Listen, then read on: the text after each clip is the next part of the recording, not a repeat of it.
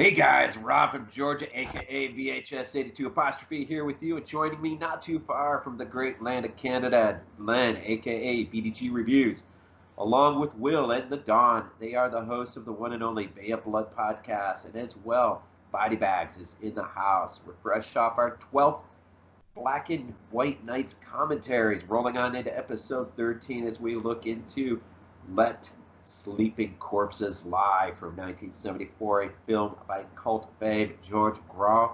So get your Manchester morgue thing going and wipe the color off of your freaking TV sets. Settle back for what ought to be one hell of an entertaining evening as we head on into those questionable and very bad paperback novels where the dead definitely do walk around. What's up, man?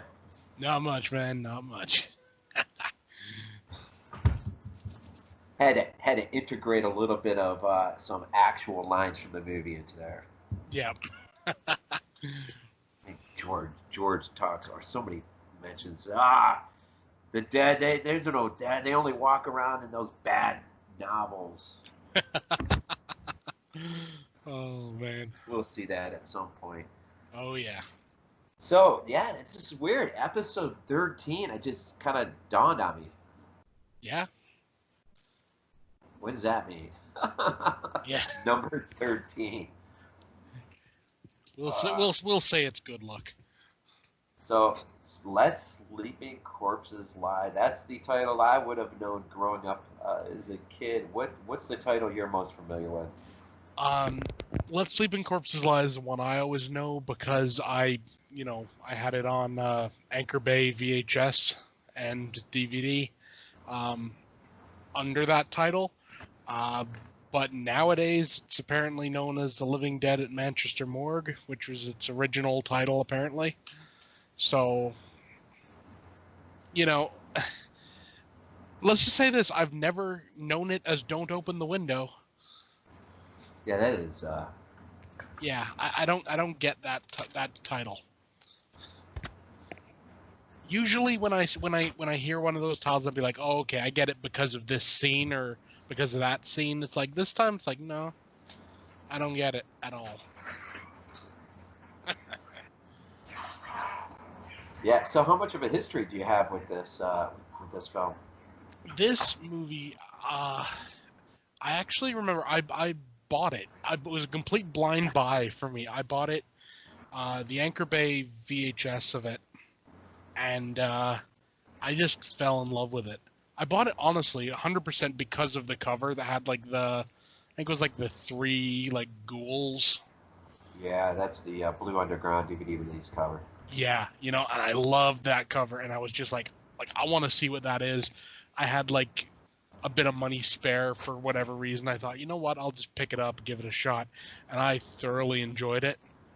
So, Now, seems like I was hearing somebody was saying, boy, it might have even been Derek.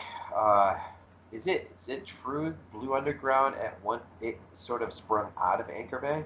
Yeah, the guy that created Blue Underground, can't remember his name, but yeah, he was essentially like a bigwig at Anchor Bay. Think of it this way: all the really good Anchor Bay releases in like the early, like the mid '90s and everything, that are now on Blue Underground, they came into existence because of him. And then when he started Blue Underground, he essentially took them with him. Boy, I remember. Maybe it was at that point where I was just really starting to reawaken to the idea of horror movies being out there for purchase. Mm. Anchor Bay was such a huge company name. Oh yeah. And I remember, like, we had a store. We used to go up to Erie, PA, when I lived up there in Western New York. In Jamestown, we used to go to Erie for anything and everything that was semi or important. But they had a place up there called Media Play. Mm-hmm. And I remember we used to go up there, and boy, I mean, it just kills me that I didn't take advantage of somehow, some way, finding a way of being able to get my hands on these like tin, the Anchor Bay tins. Oh, the tins. Oh, yeah. And it seems like, man, I remember. Well, it's hard to stretch my memory back that far, but it seems like. Seems like. Did they release a Fulcian tin? Was the Beyond? They had one for the Beyond. I think they had one for House on the by the Cemetery as well. I'm not sure about that one though, but I know they had the Beyond. And the reason I know they had the Beyond was because someone at a store that I went to was selling just the disc, and they kept the tin, so I bought the disc for like $5. See, Yeah. the only tin I actually own is the old Anchor Bay series is the Evil Dead 2. Oh, that's nice. Yeah, It has I used to have some. I used to have the Hellraiser one, oh and yeah, that was a good one. And I used to have there was one other I think I used to have, but you know, when Blu-ray rolled around, it was like, what's the point of keeping these? I can sell them, make a bit of money, and buy the Blu-ray copy. Kind of regret it now, but you know, is what it is. so Anchor Bay was like the at one point at least they were the leading distributor of most of the horror films that we love and adore. Oh yeah, Okay, yeah. was there any Essentially, other? the only other companies around at the time were just like the big companies. So you know, like Universal, MGM, and stuff like that. I think Mondo Macabro was around then also, but they weren't really big. So Anchor Bay, kind of from this point looking Yeah. back, Anchor Bay was sort of like that really early version of what we would, like a Scream Factory today, or Yeah. uh, Yeah. but they were kind of by themselves forging a pathway. Yeah. And they were awesome. They used to do, great additions, tons of special features. But then when the guy left to form Blue Underground, they kind of dropped that. So now, if you buy like a modern day Anchor Bay release, you get maybe like a trailer, Yeah, right. and that's it. And it's like, I don't get it. I don't know. I have probably my prized possession as far as Anchor Bay in VHS. I have the original Evil Dead 2, and Army of Darkness on the widescreen special collectors Oh, VHS. nice. I don't think it's not the clamshell, but it's the hardbound hard case. Yeah. Yeah. And I'll tell you, it's so funny. For the longest time, I just had the Evil Dead 2 and Army of Darkness. Hmm. And then one day I was at a place down here called Second and Charles, and they generally, as a rule, they do not put VHS tapes up on their wall at all. It's just DVD, DVDs, and then they have their own Blu-ray section. And so, like, as I always am, when I'm actually on a movie hunt, I have to scan the entire shelf. Yeah. And so out of the corner of my eye, it was just like one of those weird things, man. It was just like, what the heck is that? And I looked down and I realized it was a VHS tape, and then I looked even closer and it was like, no way, that's not Evil Dead. And I reached down, yanked that thing up off the shelf, and I kid you not, man, for like $2.99, Yep. it was my missing piece to my trilogy. Oh, And yeah. I must have said something out loud in exclamation or whatever. And one of the kids that was working there, he heard me and he laughed and came down. He goes, "Oh, you found the Evil Dead one, huh?" And I'm like, "Dude, this completes my trilogy." He goes, "Yeah, I put that up this morning." Nice. Because we're not supposed to uh, put that stuff up. He says, but it actually came in last night, and I just couldn't. I couldn't help but not to put it up there. Nice. And I said, man, I appreciate it so much. I said, I never thought in a million years I'd ever see this this trilogy completed. There was like for like a $2.99. Oh yeah, that's the thing with like VHS, man. It's very affordable now, for the most part. You can find some gems. You can. It's fun. It's funny because somebody reminded me of this the other day. Uh, there was a point, just like bringing Anchor Bay up. There was a point. Remember when eBay was the thing, Yep. and that was like your go-to, or like what I always use the half.com aspect of eBay for Yeah. books and stuff. And but eBay was the thing, and but you can still you can occasionally go on eBay today and or even use Amazon and find good VHS tapes that aren't astronomically Oh priced. yeah. Yeah, you really can. And I mean, let's be honest, there's still a lot of stuff that's never gone beyond a VHS release. And it's a damn shame. Oh yeah, I have one up on my shelf. Night Flyers. Oh, the what's called the sci-fi one? Yeah, I love that movie. I found that in a thrift shop for $8. Oh, that's awesome.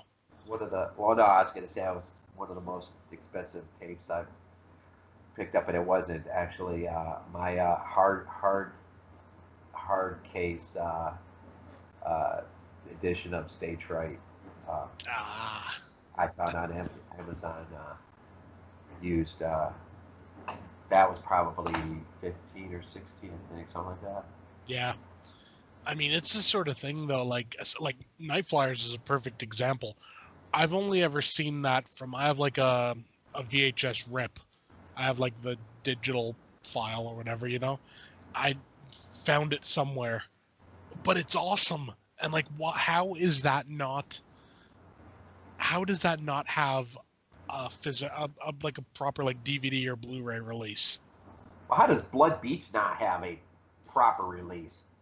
Yeah, I Of don't all know. the stinking movies, man, that would fit Scream Factory perfect. Oh shoot, Andy Oh had yeah, 88 Severin. Arrow. Yeah, Well, which company would fit that perfect? I would think probably like Severin or maybe Synapse. I'd probably go more with Severin though, or Vinegar Syndrome.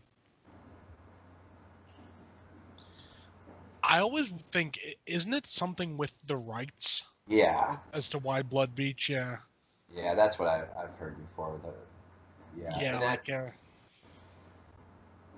and well, it's funny because we talk about that, and I'm not definitely not. You're probably more of an expert on this stuff than I am, but just reordering my DVD collection by distribution company, yeah, it becomes startling real fast when you start seeing your franchises get broken up all over the place because of individual company rights. yeah, And I'll yeah, give you a perfect example.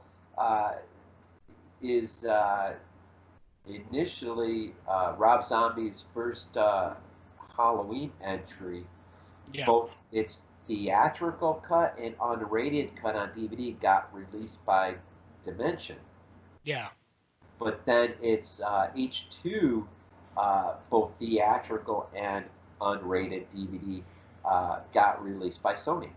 yeah.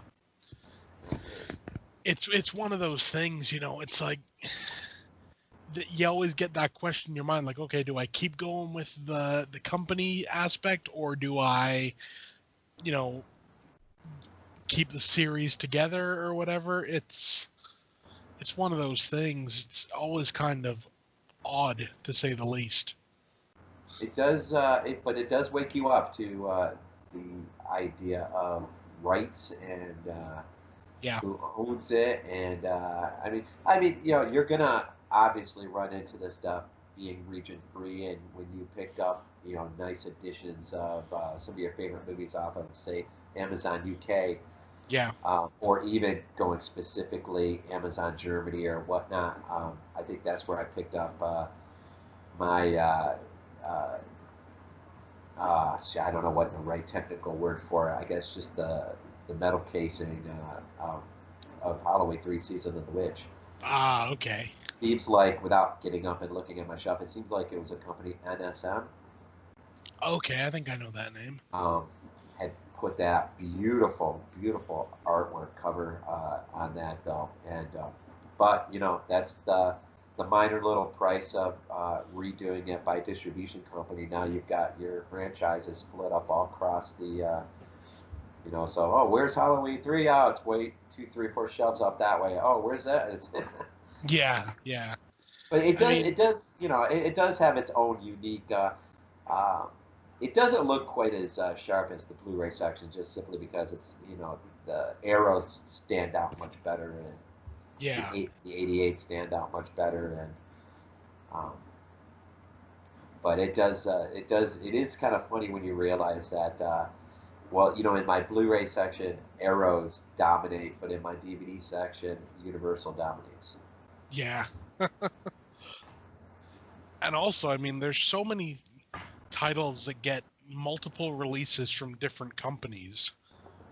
And if you're someone that collects like the different editions of the same movie, they can be spread out quite far. Yeah. And I'll tell you what, though, man, and you probably know better than me the benefits of being region free, man. Oh yeah. I think, I think uh, maybe the gem of the mother of all gems in my collection has to be my copy of The Thing from Another World with that happens to have John Carpenter's commentary track on it. That's awesome. And it's so cool to man to just sit there and listen. And it's a shame that when they put out that nice blue release of that film, that they couldn't have transferred that commentary over. Yeah. Well, I mean, that's sort of the problem. It was a Warner Archive Blu-ray, right? I think so, yeah. Yeah, they don't have a tendency to like go out of their way to to get new features or anything, or get features from other editions. But who knows, maybe some foreign country will give us a nice release of it. Before, I guess we gotta tear into this thing here, but what's your region free, John? What movie was it, you mean? Or I mean, what's your prized little possession that you wouldn't have been able to get if it wasn't for it just being region oh, free? yeah, that would have been a long time ago, and that would be the first DVD I got of Battle Royale. I actually, this is going to kind of age it here. I actually owned the VCD of Battle Royale, and I loved it. And then there was like, there's a DVD. I'm like, I want the DVD. And it's like, it's Region 3. And I'm like, well, crap. gotta get an all-region player. So I did. That's right, because DVDs go 1, 2, 3. How far do they go? They go up to 5. 5. Okay, and then Blu-rays are the ones that go A, B, C. A, B, and C, yeah. And 4K are completely region free. So Now, isn't that weird? yeah. So, like, if I go on Amazon UK and find, well, actually, I did the other day. Yeah. The only company that has put out I think I could be wrong, but it has put out a release of The Hunt for Red October on 4K. It's on. I found it on Amazon UK. Yeah. So yeah. you're saying That'll work in any 4K player. Really? Yeah, they don't region lock 4K. I love that. It's I think they've finally, with streaming coming around and everything, I think they finally just decided, let's make it easy for people. Make it easy. If someone wants like a physical copy, let's make it that they can just get it.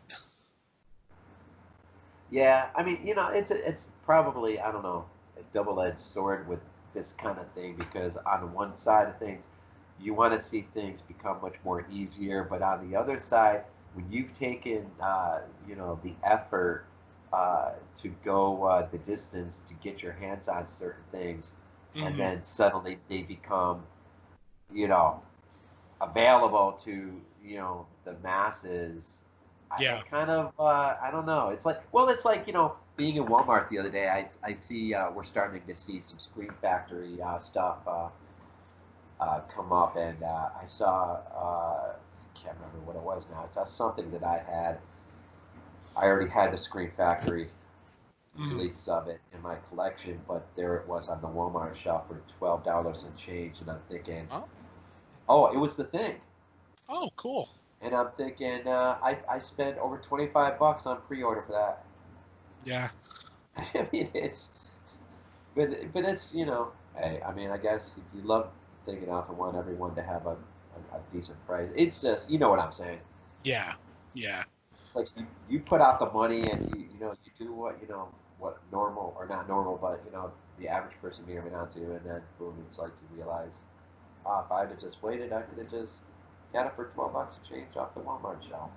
Yeah. But then you got to reckon though also if you hadn't got it right at the beginning, would it have been that popular that it is now on Walmart shelves? That's true. That's true. There's You that. know, I mean the thing would have been. That's like a given, but some of the more niche titles and everything.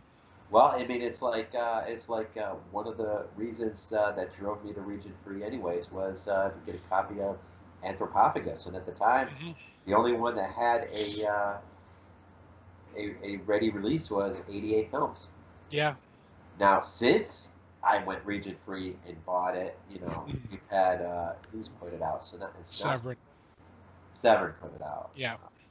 over here. So, But and that let's be honest, Severin though aren't cheap.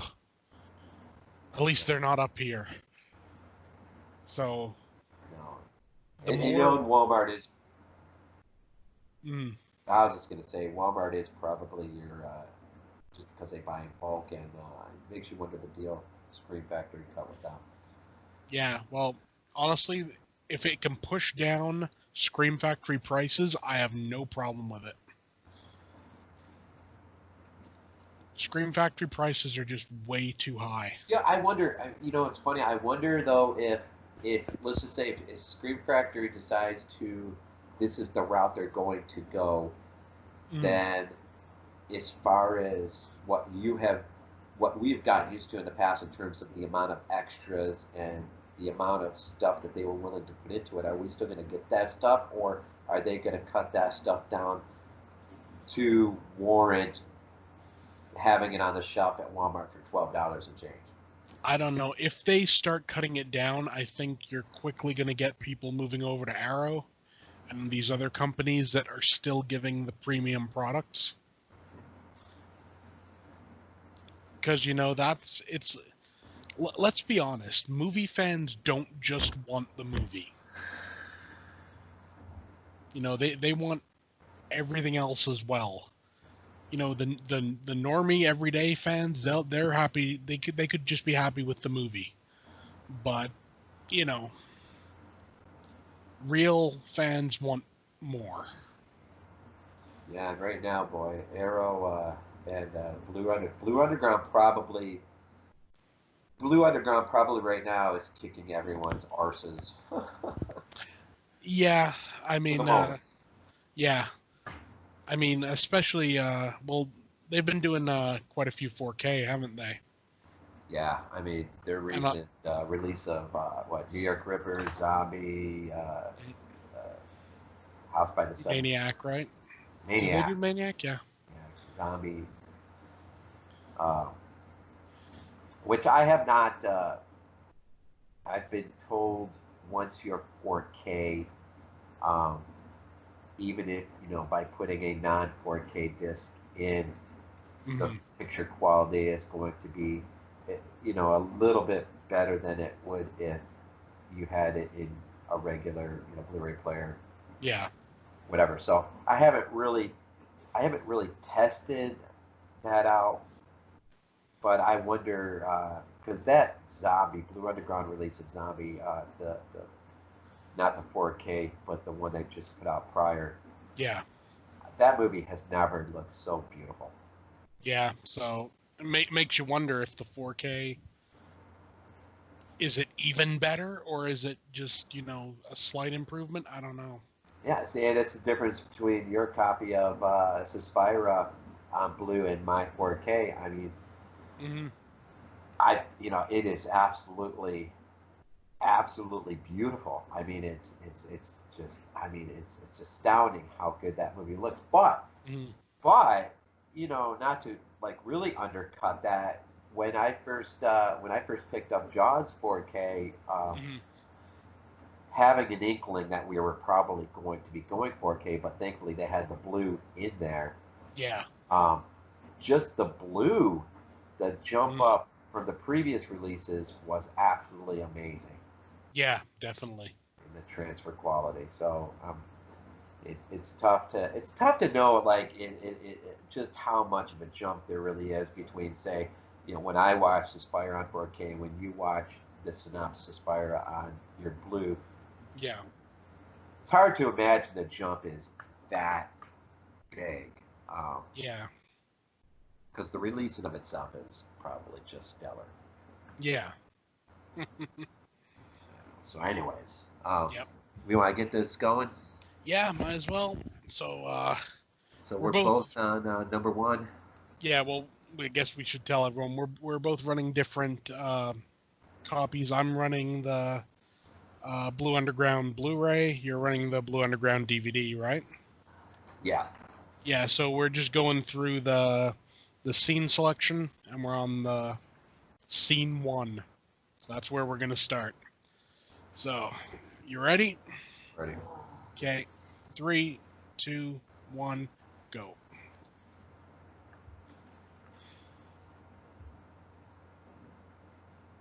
And then Mondo and Monte. Production. Yeah. So really, when you think about it, there's definite Italian involvement, there's British involvement, and there's Spanish involvement. This is like the most international movie ever made.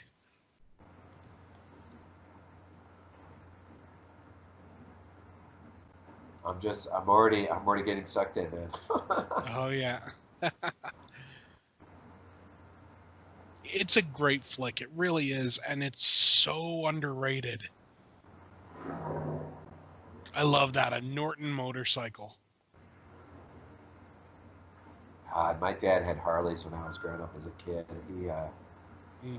The earliest one I remember, he actually had an Indian head. Is that it? Oh, nice. Alternately, the last one he had was a 50. Is it a 52 Canada? Mm, nice. I love that even though he's riding off on a motorcycle, he still has one in his store.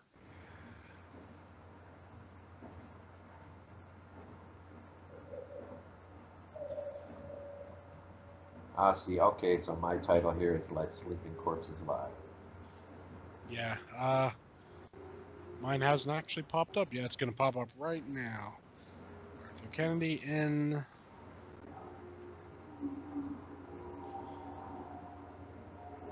Yes. Trippy little things. Come on. Mentioned De Rossi's name just came up. Of course, he's the great special effects wizard of Zombie and City of the Living Dead, other Fulci films. Yep. He, of course, directed just a small handful, Killer Crocodile 2. Oh yeah. Yeah, and then I guess he came out of retirement to do the special effects for uh, High Tension. Nice. Uh, Yeah. My blue comes up. The Living Dead at Manchester Morgue. oh, well, we Yeah. both got different titles. Well, as we said earlier, I think what did we say? 16 alternative titles. Yeah. Now look at this. 16. Did I Mhm. just see some people in the crowd wearing face masks? Yeah, look at that. Yeah. Yeah. Isn't that And a dead bird, apparently. That's something. That's a little eerie considering the times we live in now, huh? Yeah, for sure.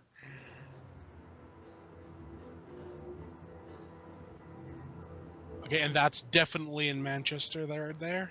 I know that for sure. Oh boy. Well, there you go. That's one way. And no one's even looking.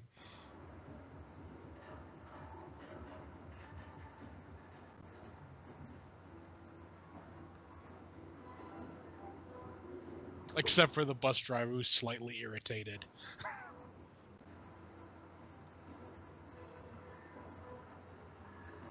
So he's George here is on his way, I believe, to fix up a house, I think so, yeah. and then he'll run into some trouble here in short order. We'll cross paths with our main girl. Mm-hmm.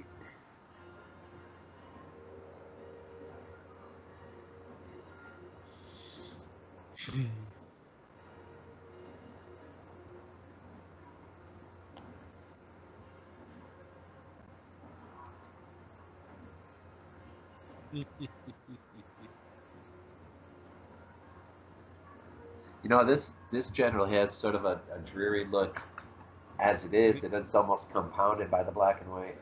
Yeah, it really is.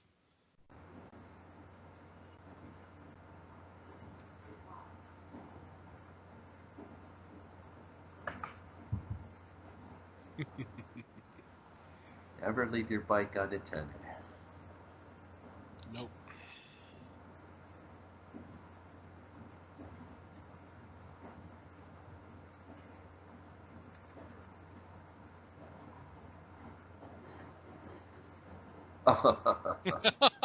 Oh yeah, I mean,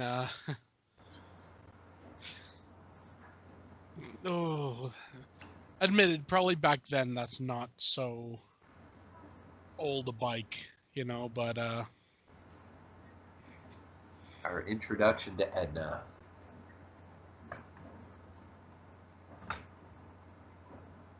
mhm.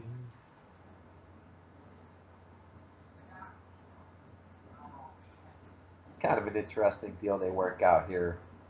Yeah, She needs to get to her sisters, but then she's willing to let him have her car to do what he needs to do. yeah, You don't see those things being worked out quite like that these days. no, no, you don't.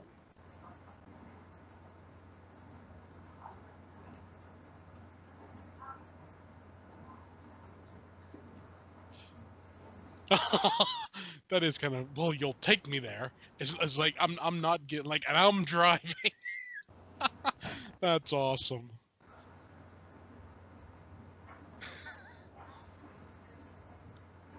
On the credit listing at the beginning, I saw Tomasi's name come up too. Oh, nice. I can't think. I know he's.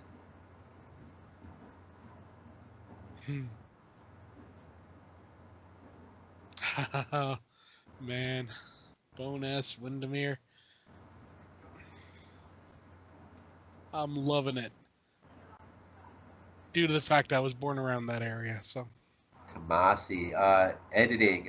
He had his hands on Killer Crocodile too. Yeah. A cat in the brain. Mm-hmm. The first Killer Crocodile.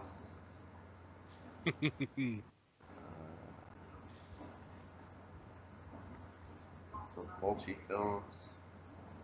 Okay, that was pretty funny. You look like an Edna. Oh, okay. He edited Manhattan Baby, The New York Ripper, House by the Cemetery, The Beyond. Yep. Mm, nice. City of the Living Dead. Oh, and even House on the Edge of the Park. Wow. He's your editor for that. Cool. Cannibal Holocaust. Oh man, you Zombie. got some definite cred there. Then you go way back in the early days, and there's quite a few Emmanuel films. Oh yeah. Well, that's just kind of a given, isn't it? But yeah, I thought when I saw Tomasi, I'm like, wait a minute, I know that name.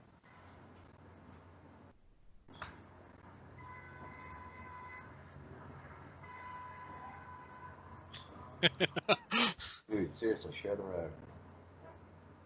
What do you? Oh.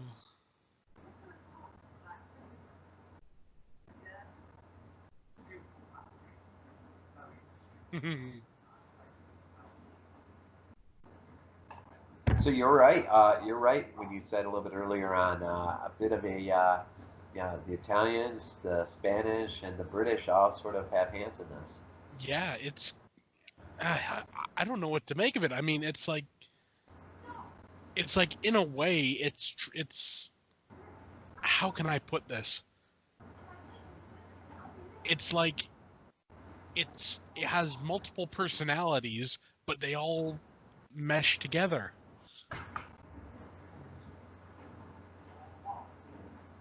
And it works.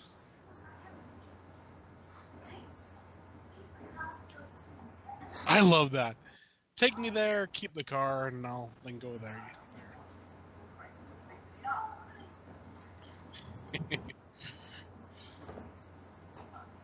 Okay, show me the way. You're inconveniencing me, making me drive your car. How dare you?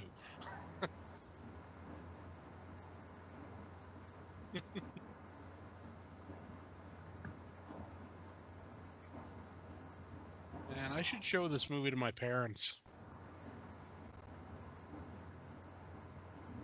They'll know all these places. Really? Yeah.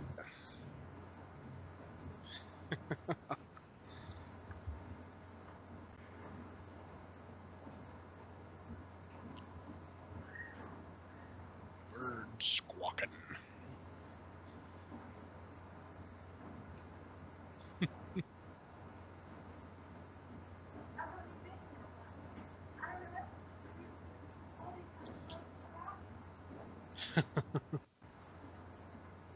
And this is probably like one of the only zombie movies that really goes into like environmental horror as well, doesn't it?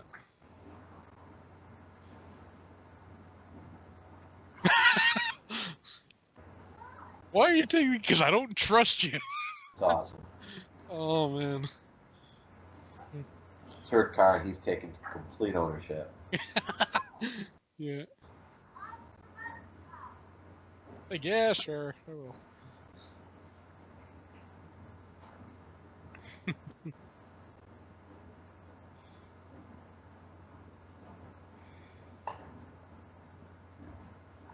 He's been away too long. I'm going now.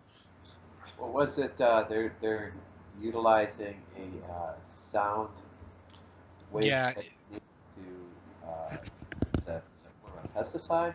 I think it's like a pesticide type thing. But you know, it brings the dead back to life. The wonders of modern technology.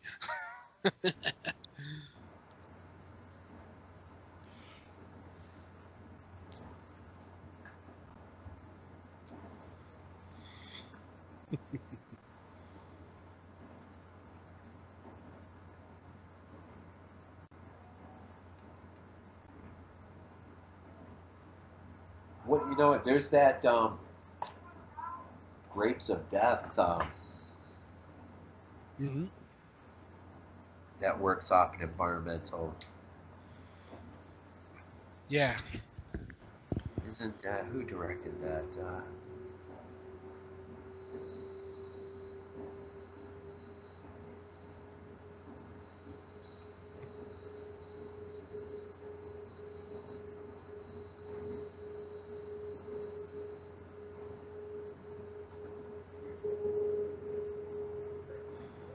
Oh, Sean Rowland.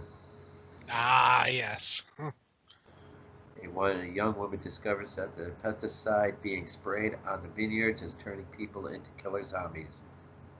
1978.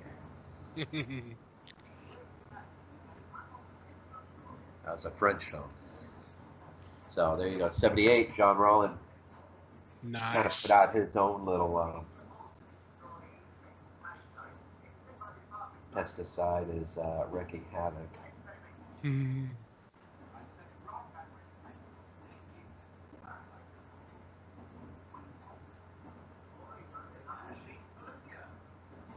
Hmm. What do you mean pollute the earth? We're going to demonstrate.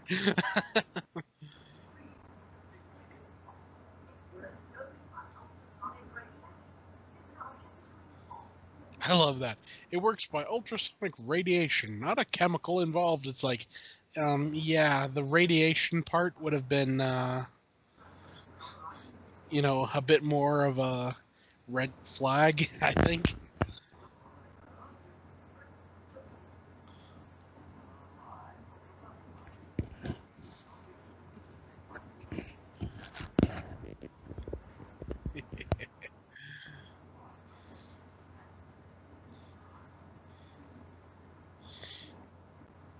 Now this is British countryside we're seeing. Yeah, yeah, very much so. I'm sure it could have been shot like, Scotland or somewhere like that as well, but yeah, it's very much British countryside. Though to be honest, I've never seen a lake that big in Britain.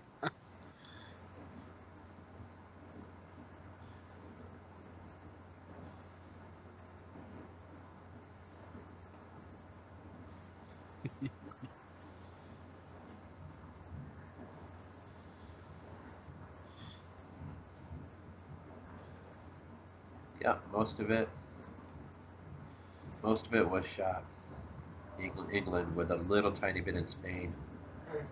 Nice.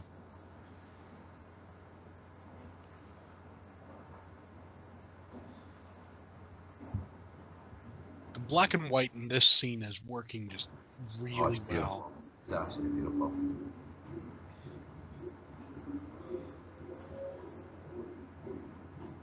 And here we go, the first of the zombies. I love those eyes. Oh, that's insane. I forgot Yeah. about those eyes. They're awesome. This is very reminiscent of Night, the original Night. Yeah. And the black and white just enhances it so much.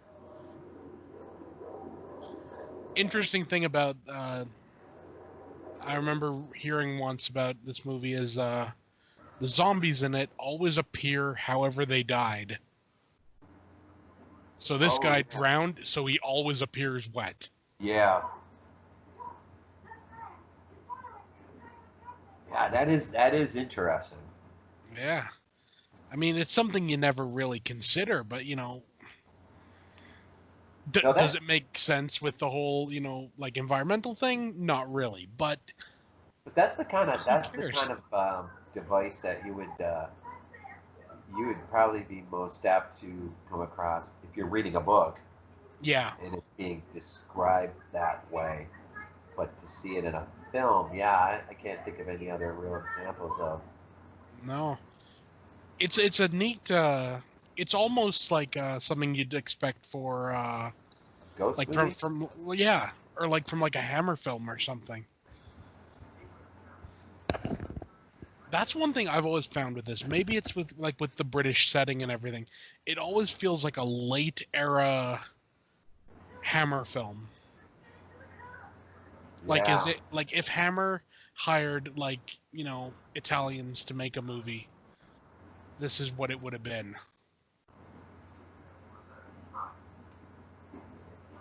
Man, I love just how condescending he is, but not really. Well, she's got no credibility right now, man. She took down his bike, man. Yeah, and you don't mess with someone's bike.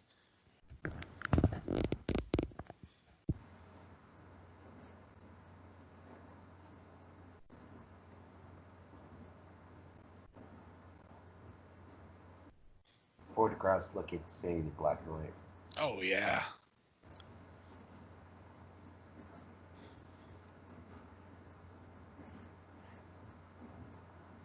The thing is, I've always found black and white gives everything a level of classiness. And I don't know what it is. I don't know whether it's because it's just like an old technique or whatever. But man, look at that. That looks gorgeous. Now, have you seen The Lighthouse yet? Yeah, How was that? that movie is phenomenal. It really is. There's a bit too much fapping for my particular tastes, but that's just, a personal thing. Um, like movie wise, it's really solid, really creepy, and it's gorgeous to watch. It's even shot in like the full screen aspect ratio, Wow. like they did back in the day. Really good movie. It's got Willem Dafoe. I mean, I'm so glad we're seeing this stuff, man. Oh yeah. Now I wonder how it would have been received since we're talking the same director, Mhm. if The Witch would have been shot in black and white. Ooh, I think The Witch would have worked in black and white so well. That might have to be for consideration. Yeah. I mean, because like that is like made for black and white, or even something like Midsummer. But I think Midsummer would be more, the color's a bit too Well, important in it that. is. Well, you know what? It's funny. It's funny that we say this because well, bring up the idea of when I told you on my 4K Suspira with the scene selections are actually in black and white, Yeah. unless you roll over them, then they turn, then they're in color, Hmm.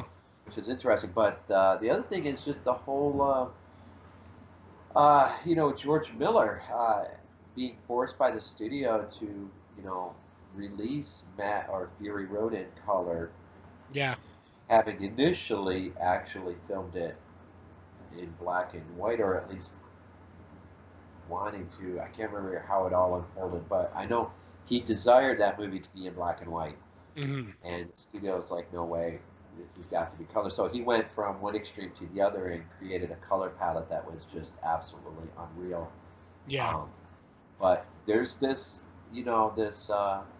this struggle in terms of your vision and how you want people to see your work. Um, Yeah.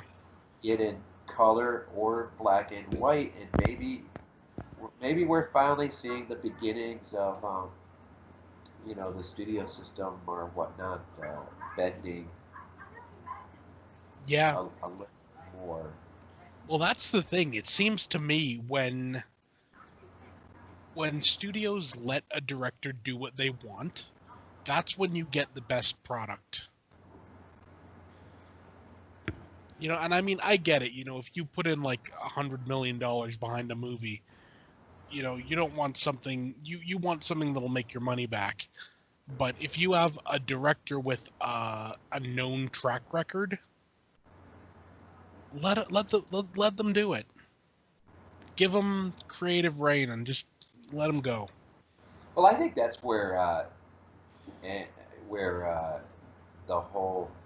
Well, I think this is why physical media is so important to keep alive, because with the ability to release your work in Mm. Blu-ray, now 4K, it gives you the ability to, kind of have the best of both worlds. I mean, put out, the studio version, for the theatrical run, but Hmm. also be able to put out your more definitive, or at least give people a chance to see, alongside what they saw in the theater, see the director's original um, intent. And if that happens to be black and white, well, then Yeah.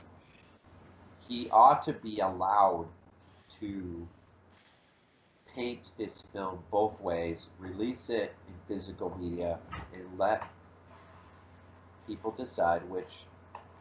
Yeah. Uh, and the black and uh, chrome edition of Fury Road is a great opportunity to look at a picture that works from both extremes of the spectrum in terms of Mhm. its color palette. And I think that film is better actually in black and white. It is absolutely gorgeous.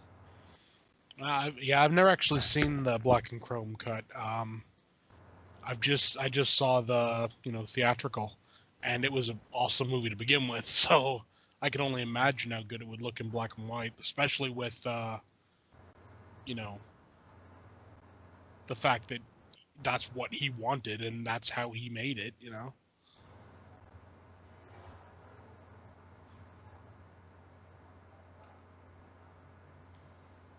Thankfully, there's Darabout's release of The Mist as well. Yeah, yeah. There's been a few. I mean, especially recently. There was Human Centipede 2 that was all in black and white. Um, there was American Guinea Pig Bloodshock. That worked really well in black and white.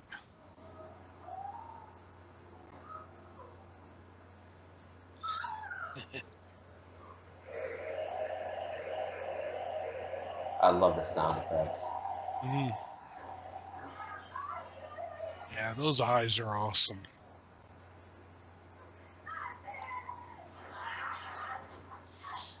Yeah, it does have a Hammer feel, doesn't it?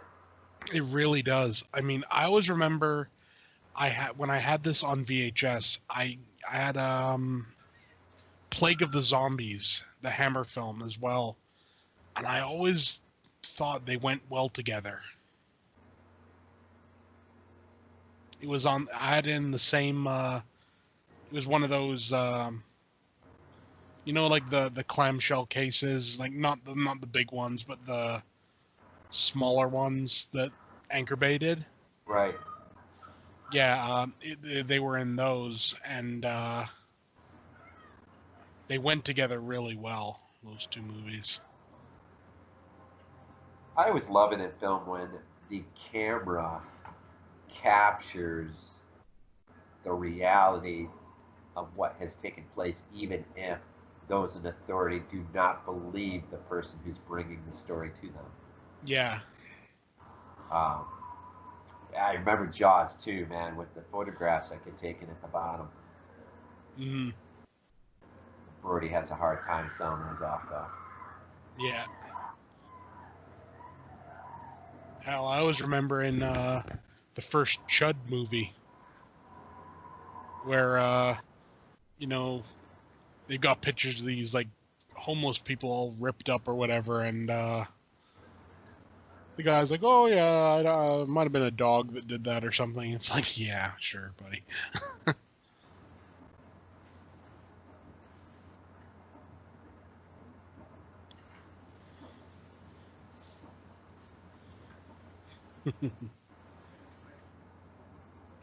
Oh, this looks so good. It does. Oh man. Now, see, I have this disc in my new 4K player. I'm just wondering if it looks a little tiny bit better because of it, or It might. I mean, yeah, it'll be up converted, so. now, see, I'm glad you said that because I've heard that sort of phrase like that a couple times. What's Mhm. can you? I mean, what's going on exactly? I have a standard DVD, but it's being played in my 4K player. Uh, the information's getting run through my 4K HDMI into my 4K HD, UHD, whatever TV. What Yeah, what's happening? essentially, it's taking the 480 signal and it's artificially boosting it up to 4K. So Ah, you're getting kind of like I guess you could say like pseudo 4K. okay, Yeah, so it won't be as sharp as like right, proper 4K, but it right. will still look better than, the 480. So like potentially something like the recent Blue Underground release of Zombie would It would look very good because, it already looks good in 1080. It may not look as good as what the like the native 4K would look, but it would still look really good, I'm sure.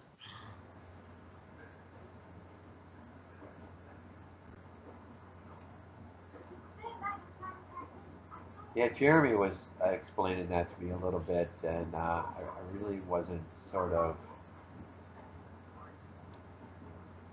um, getting my mind wrapped around. Yeah. Yeah, I see. I see. That's interesting. Mm-hmm. That's a good way to phrase it. It's sort of like pseudo Yeah. force. Yeah. I guess you could also think of it like like back in the day when like you'd have like maybe like a 12-inch TV, and then you'd watch a movie on that, and then you'd see it again later on like a 24-inch TV, and it would look better because it was a bigger picture. Same kind of thing. How did we ever live watching things on our 25-inch console TVs? Man, I don't know. I really don't know. Though in a way there was a charm to it, but you know. Well, it's funny because I mean, I remember, uh, when VHS tapes, were running, where some were running letterboxed Mm, versions. Um, to see that for the very first time, even on a standard tube TV, hmm. in our case, a 25-inch console, um, it was weird to think that we were actually, as a kid, we were getting a glimpse of the future that was coming. Yeah, yeah, yeah. It's the sort of thing. I mean,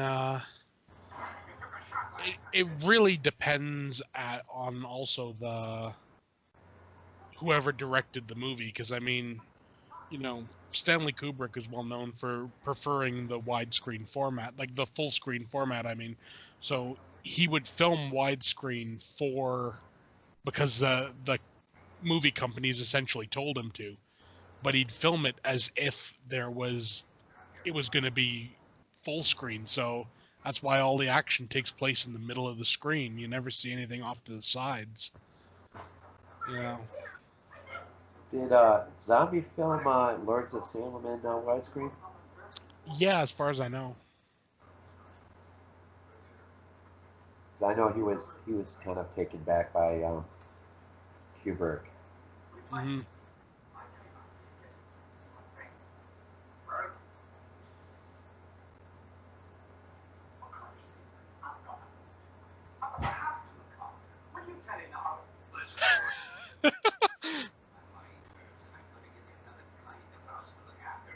That's such an old feel, doesn't it? It does.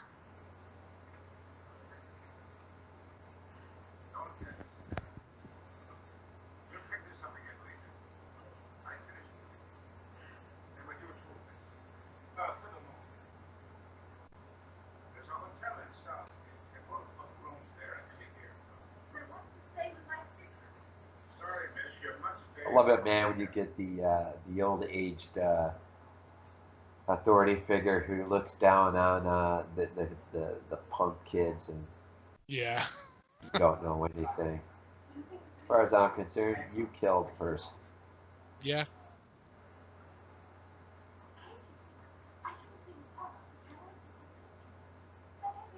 Mhm.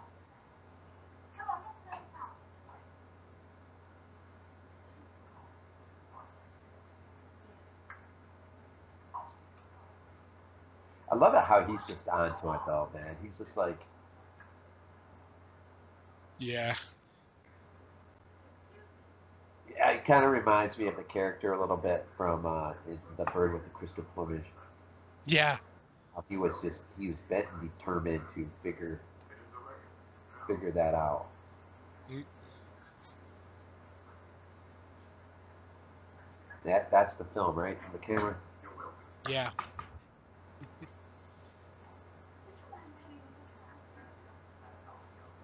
Hmm. The cops never like to admit they're wrong. I love that. He's just zooming back there. You've never seen anyone move that fast in your life. Boy, it looks so dreary. Oh, yeah.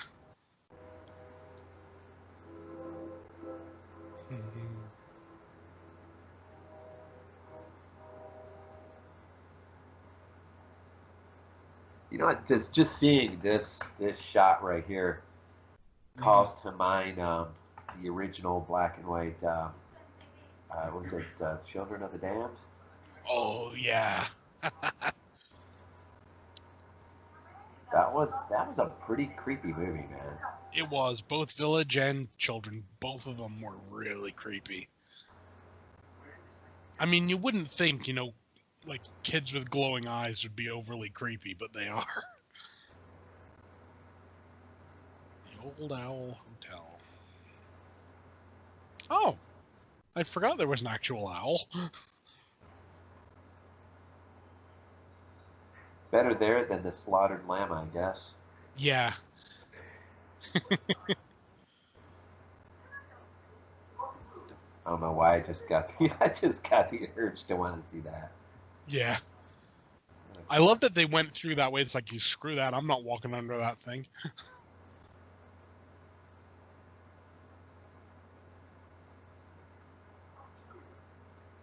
Oh, I saw an interesting picture on Facebook the other day.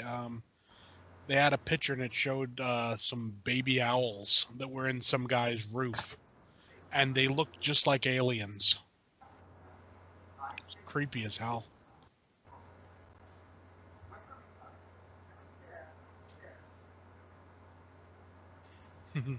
She almost looks like that old lady from The Invisible Man. Yeah.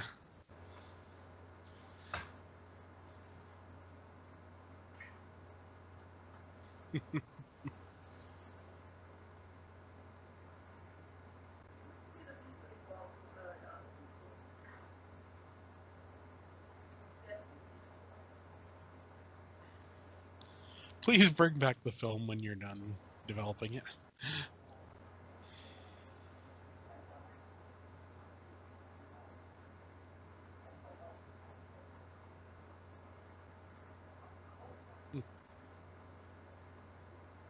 Do payphones even exist anymore?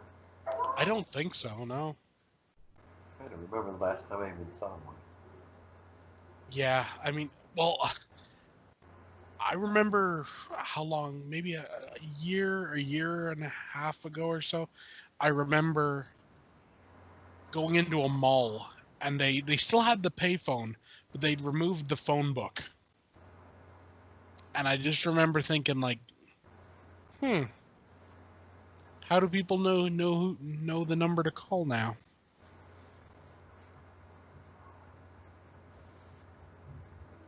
Then again, people probably don't even know what a phone book is nowadays.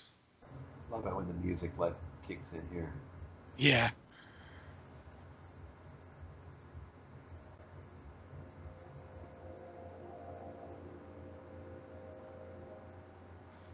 It almost does have an eerie Night of the Living Dead.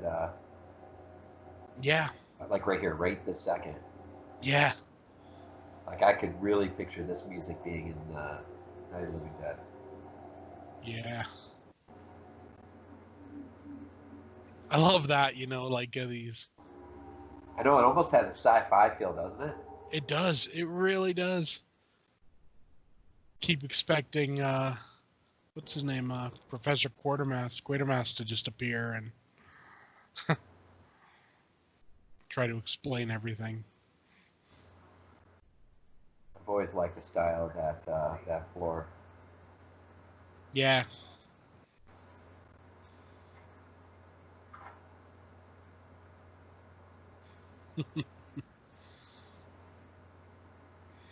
Oh no, that looked beautiful. Mm-hmm.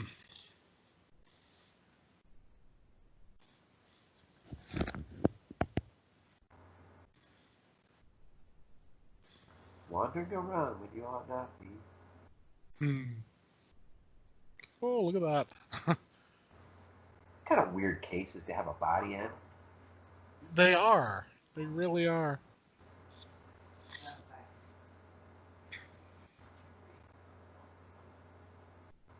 Hmm.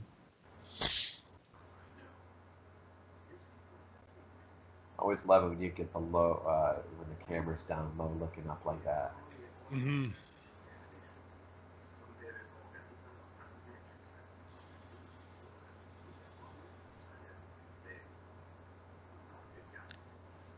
See, I almost forgot he was smoking until I saw the smoke in the air. Hmm.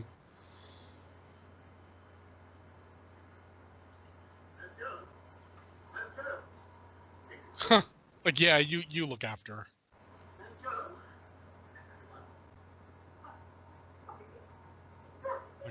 My God, the babies! It's like, yeah. Do you really want to go in there?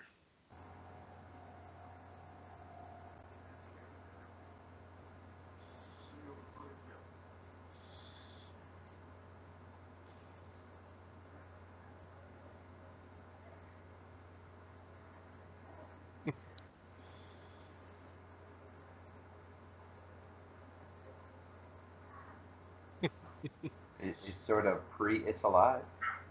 Yeah. When did It's Alive come out? Well, I think 78 or 79, if I remember right.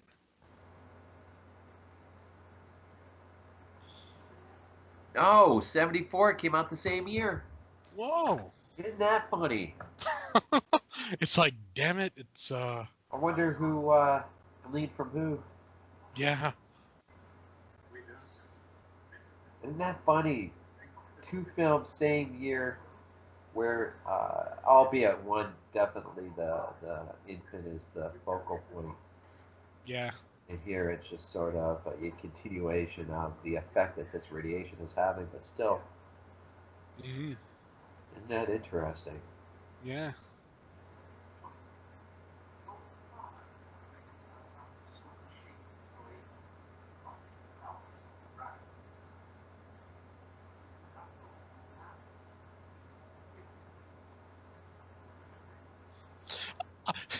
I'd love this. It's just like he's just some random guy, and they're like, "Oh, interesting. Will you show me?" It's like,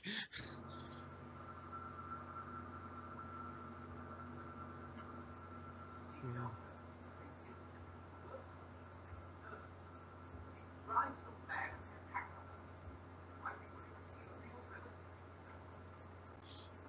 yeah, you would think even that description alone would be something you'd want to stay away from. It drives them mad, and they attack each other. It's like, gee, you think?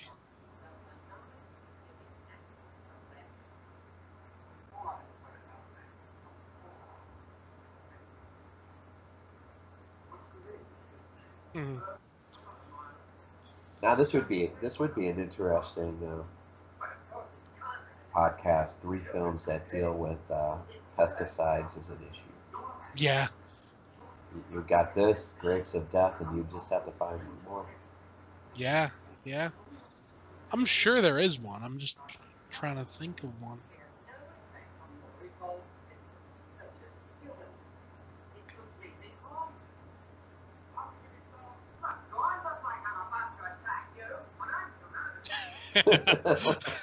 It's like, yes, you do sound like you're going to attack me. Thank you very much.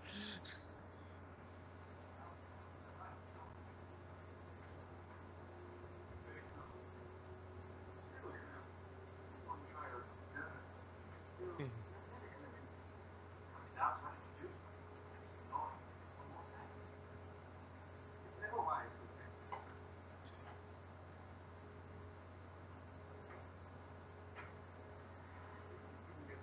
That's quite a nice car, actually.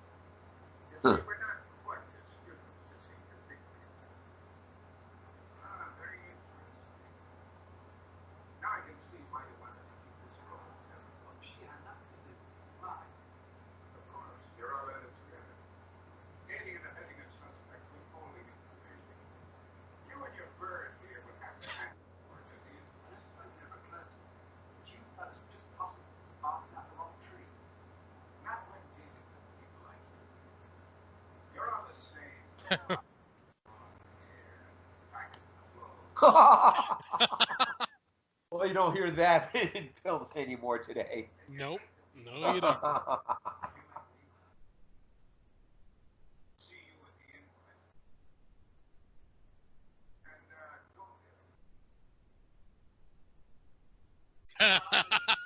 Hitler. That was awesome.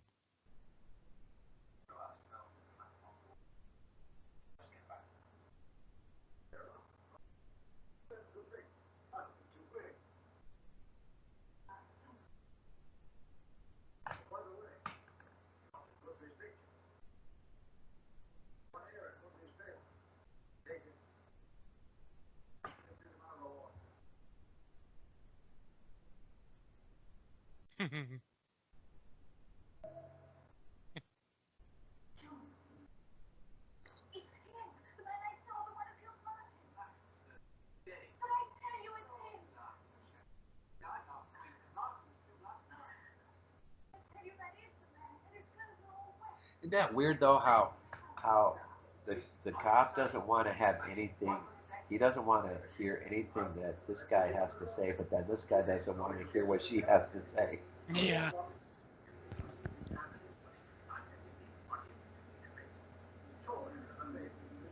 That has to be intentional. It must be.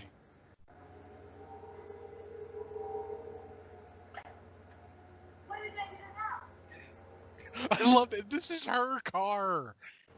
And he's just totally like, where are we going? Get in. Wonder who's going to pay for the gas.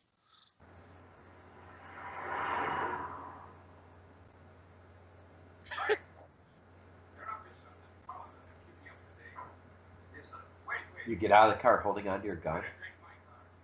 Oh, looked like he did for sounds like that. It's weird.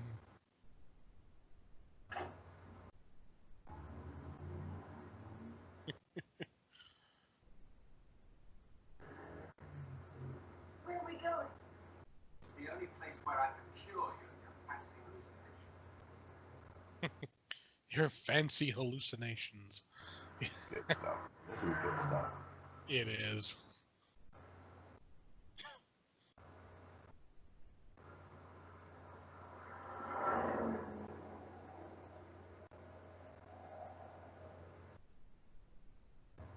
Wasn't the happening an environmental film? No, it was more the vegetate, the flowers or whatever was reacting.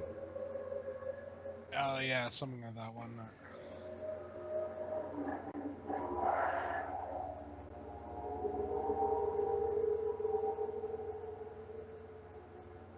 Which way did they go? This is so out of this world, man.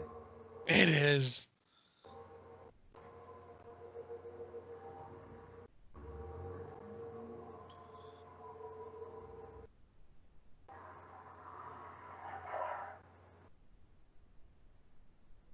God, just love that background. Yeah. It just really feels like you're just like in the middle of nowhere. Mm-hmm. I always love the beginning of Phenomena when she's out there, the bus has left her. Oh yeah. Just got the mountains behind and that wind and trees blowing and Yeah. And there we go. Very bad paperback novels.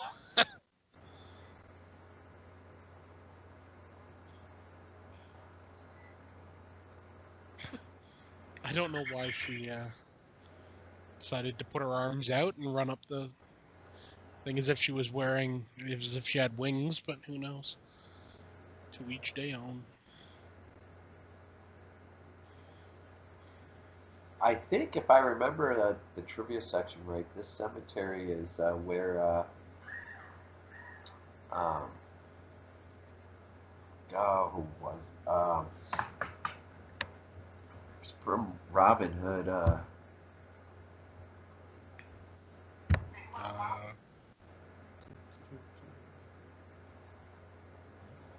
Pull it up. It just seemed like there was an interesting piece in it.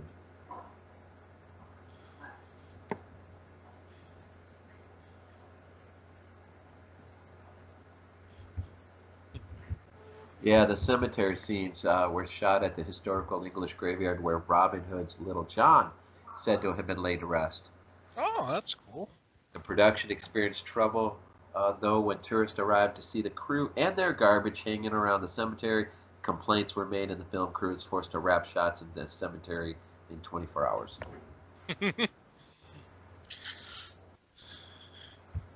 That's always interesting. The little bits of, trivia like that and everything. There really wasn't a whole lot for this movie, but that was one that stood out to me. Mm-hmm. And the 16 alternative. That's awesome.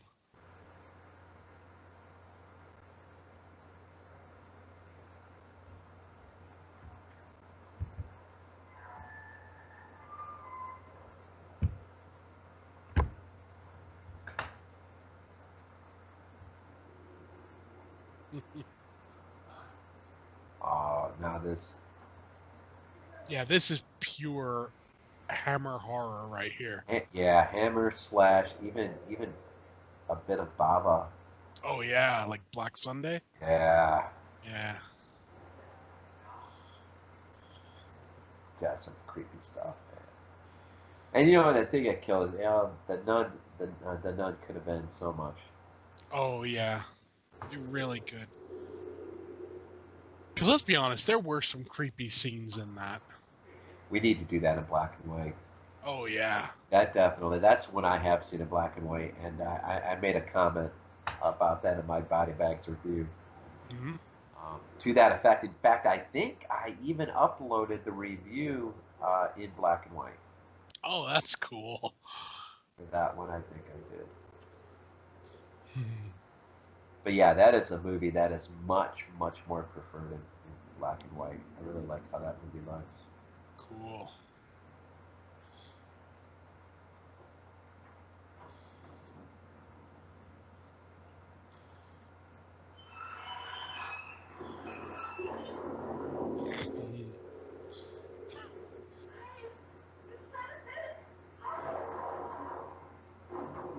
Boy, this has such a classy feel to it. It does. It's like you're right. It's like you're watching some old Hammer film or something. Yeah. Yeah, and now he's seen him. He can't deny it.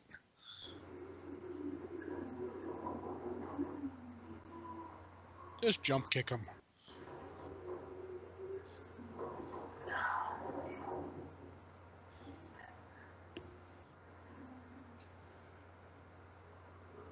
Oh, no, that's a nice shot. That is cool.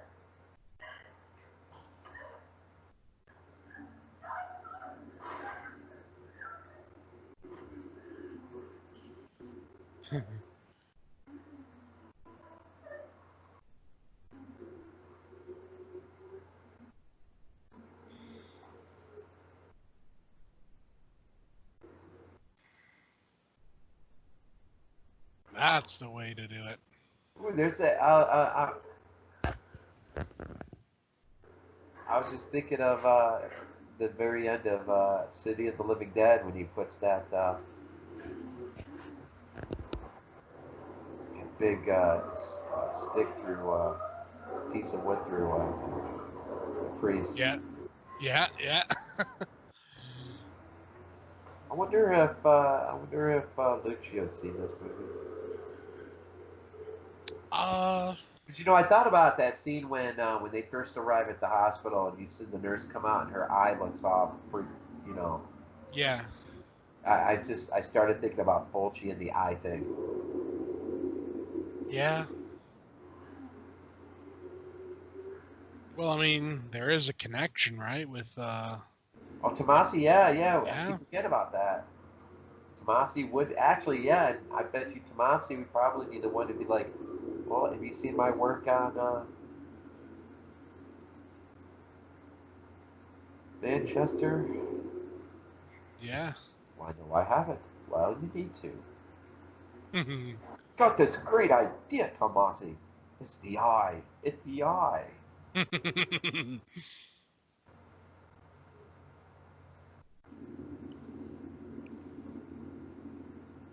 I mean, this whole part right here, being trapped down there and everything, almost has a end of a City of the Living Dead feel.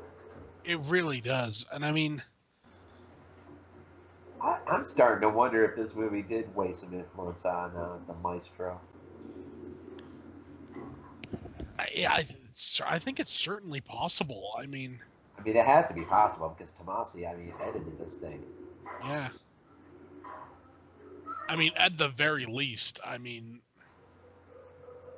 there was some crossover in that, you know?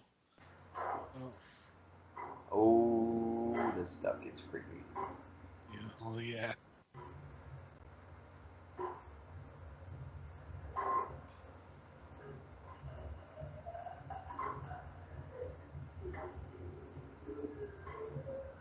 I think some of the scariest moments are in City when you're in the house and that girl from the morgue and that old lady's running loose in the house. Oh, yeah. That kid's really almost not even creepy, but almost terrifying. Yeah. The noises she starts making. Mm. Oh, not even earlier when she bites that dude's hand, man. Yeah. Oh,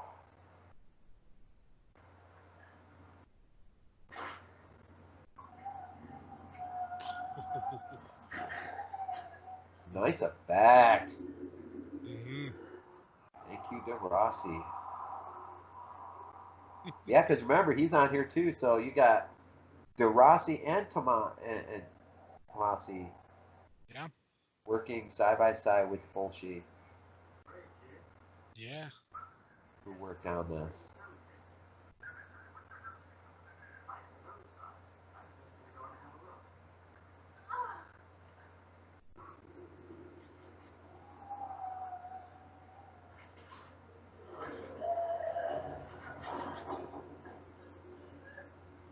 You broke the ladder. What do you think's like? What's wrong with you?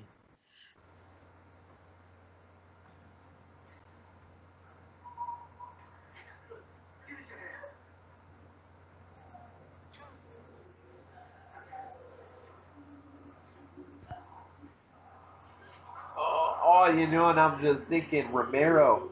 There's in Dawn when they're going after his legs. Oh, yeah.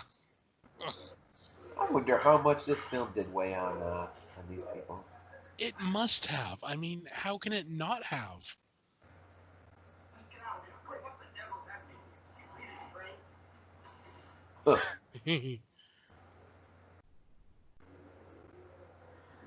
Yeah, you're screwed.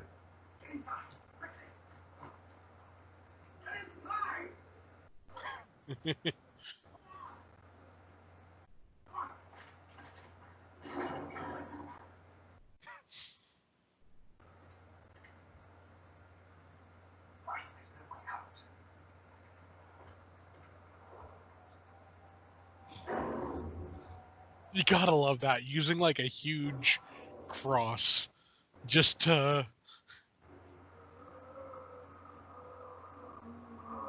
Oh.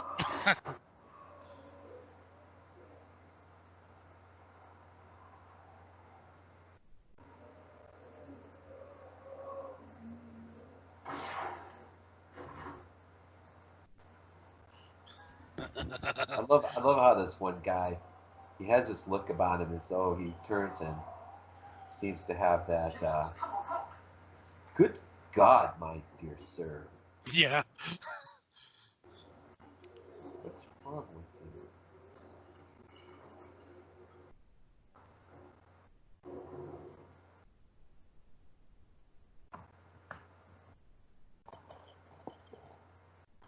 you? Hmm. This poor guy, he's shell shocked. He don't know what's going on. Yeah.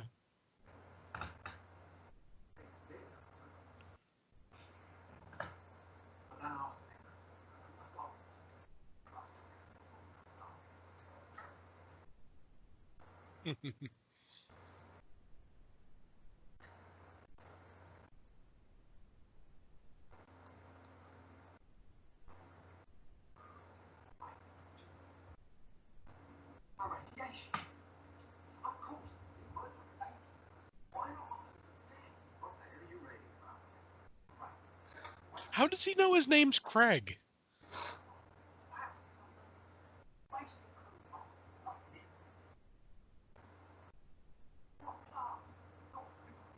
Good question.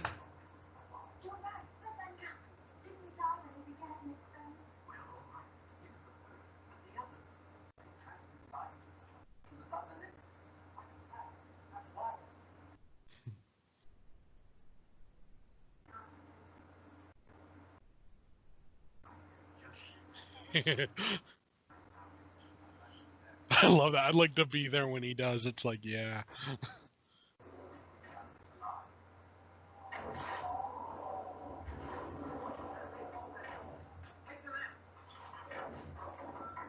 Hmm.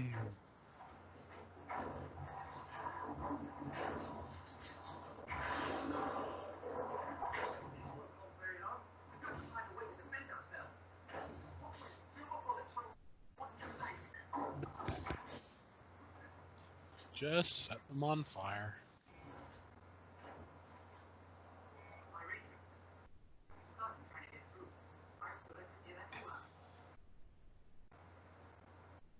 How's your screen right now? Pretty dark?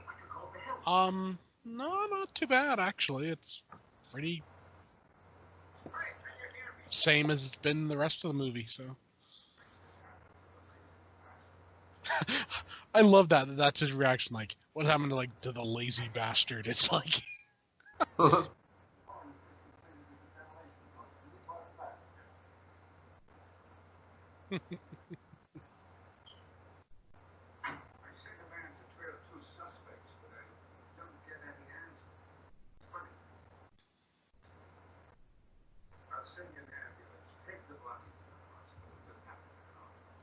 I love that they're just pulling up gravestones. It's like, you know what? These seem to work pretty well.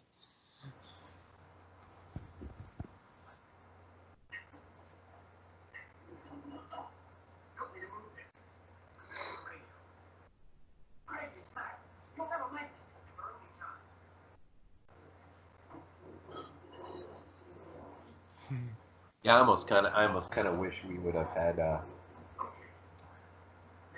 least a deleted scene of seeing Michael picking up Judith Meyer's tombstone from the graveyard and carrying it.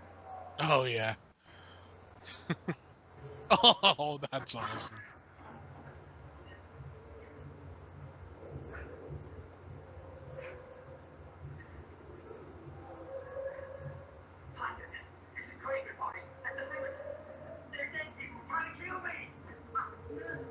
They're dead people trying to kill me. Famous last words. Oh,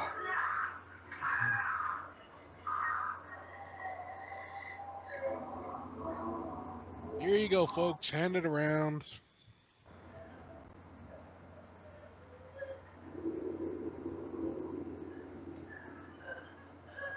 That one looks chunky.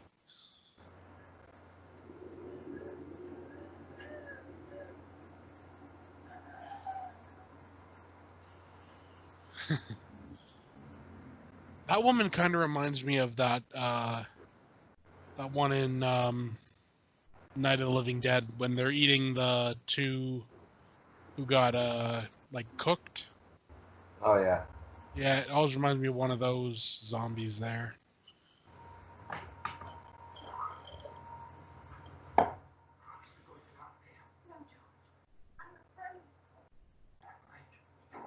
That's good. I'm afraid. What difference does that make? Doesn't matter if you are afraid. We still got to get out of here. Now the idea that these zombies are all sort of working together almost brings to mind Burial Ground, maybe. Yeah.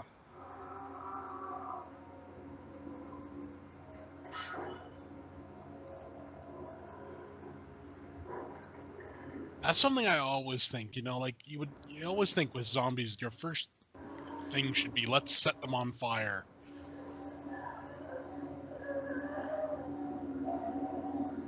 That's what I always think when I see the Blind Dead movies. It's like they're all dry and crispy. Just set them on fire.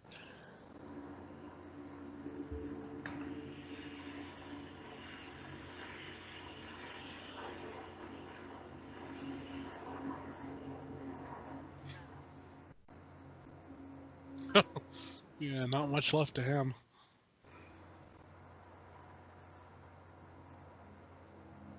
But that's one set I really, really do wish I had. Yeah.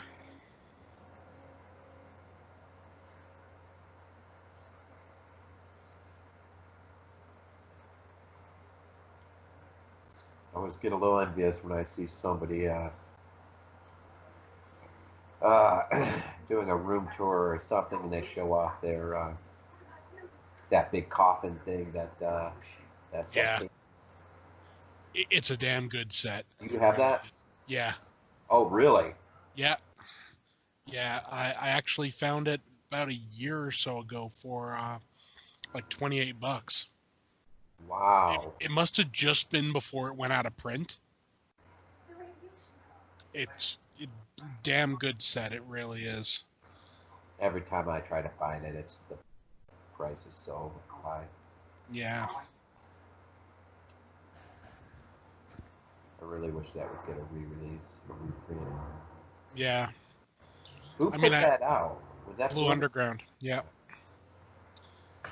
I mean, I know that what's it called?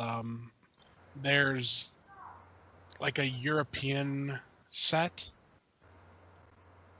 of the Blind Dead movies, like all together.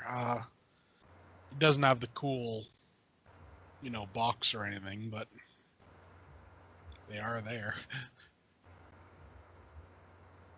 I just wish they could get all the rights sorted out, because different ones are owned by different people. That's why Scream Factory put out Night of the Seagulls. But other ones didn't get out.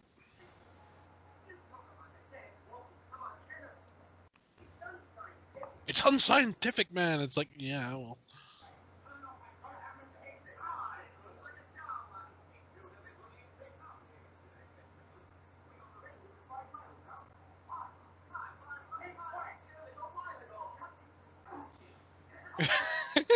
I love that they can't stop him. I'll just whack this with these bolt cutters.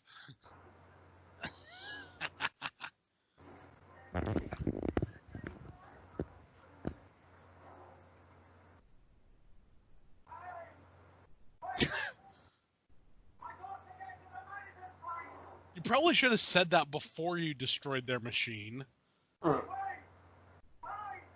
I don't think they're we have to burn the corpses. It's like, man, yeah, some guys come around shouting all this. I don't think I'd believe them either.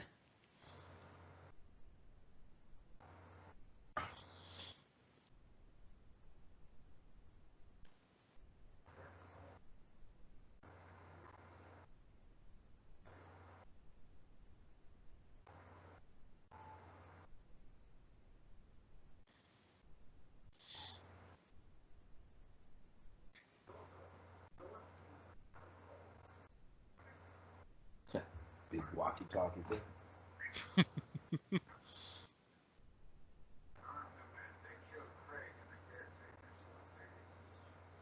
Now that looks nice.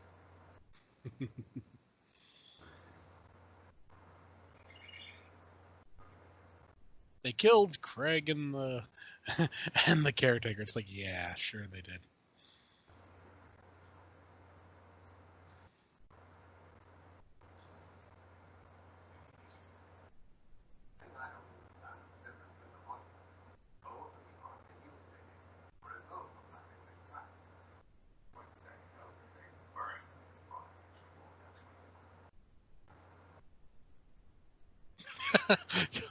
Drug crazy maniacs. Do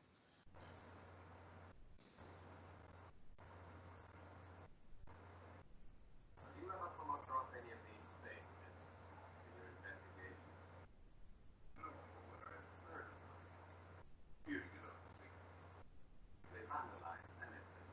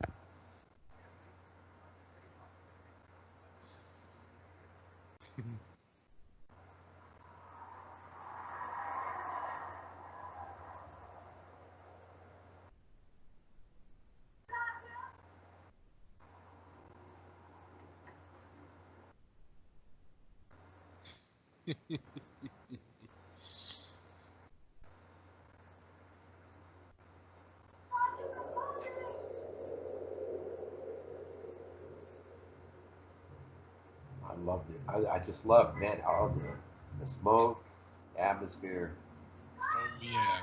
man.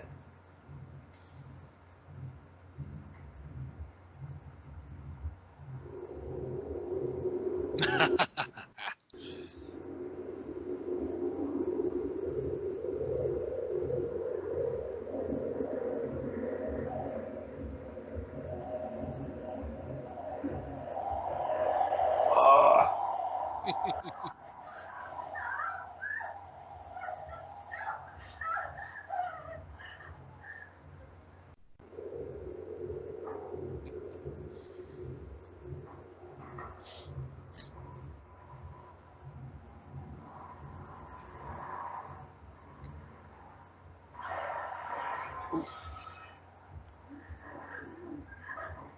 but he's a quick little booger, Yeah. huh?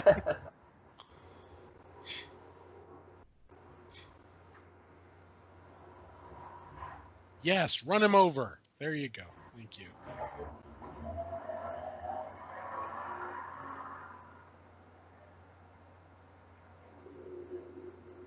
That's something you never really see in zombie films, really. I mean, like, if you were to take out the legs of zombies, they wouldn't really be a threat. I mean, if they had no legs, like you just crush their legs or something, they'd have to crawl everywhere. You'd be fine.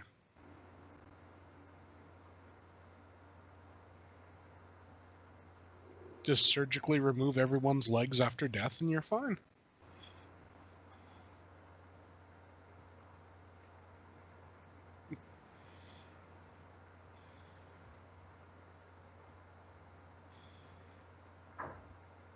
You were just saying that. I don't know. For some reason, I got Dead Snow in my head. Yeah, I yeah. wonder how that would look in black and white. That could be cool. Oh, the snow and especially the night. Well, yeah, just the snow, whether daylight or nighttime. Yeah.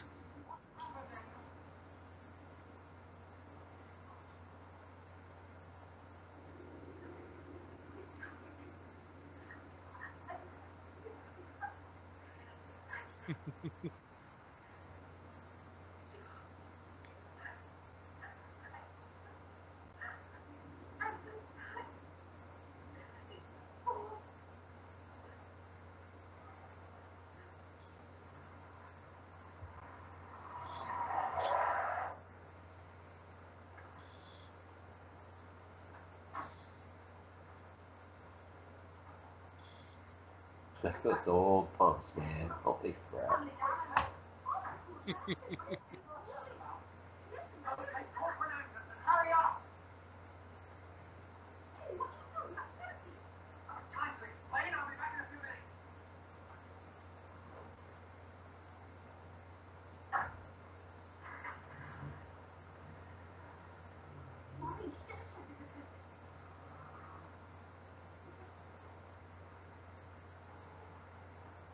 Get her something to drink.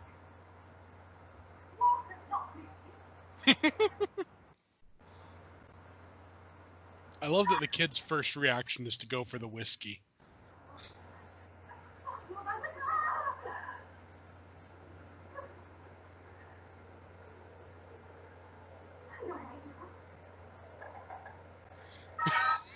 Oh, you know that almost had a sort of a throwback deal to Carnival of Souls. Yeah. That was the name of that, right? Yeah. That's a weird name.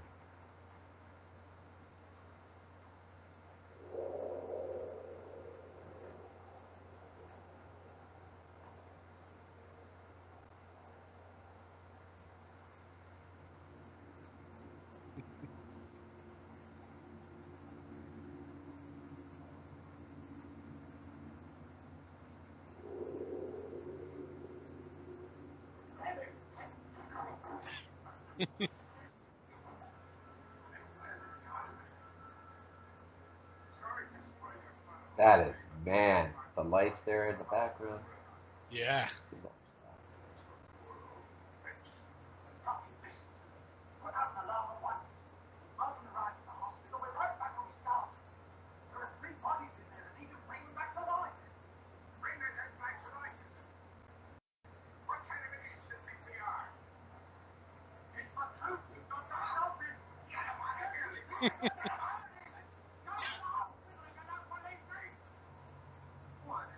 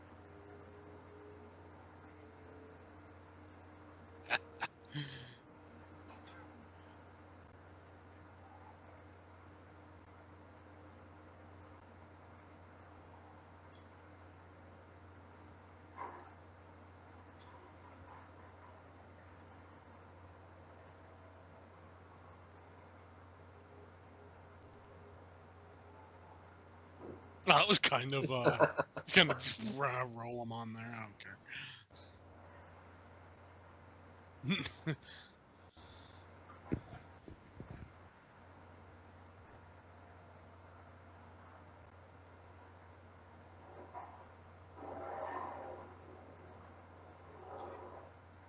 This dude might be the creepiest one in the whole thing. Oh yeah. I mean, they just wrapped up his head. It's like of all the possible. Hmm. What's the meaning of this?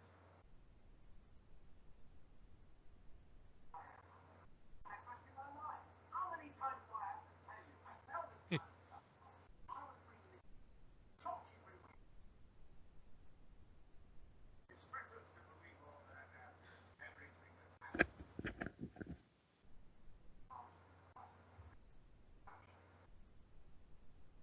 Why don't you get off my back? Where's your girlfriend?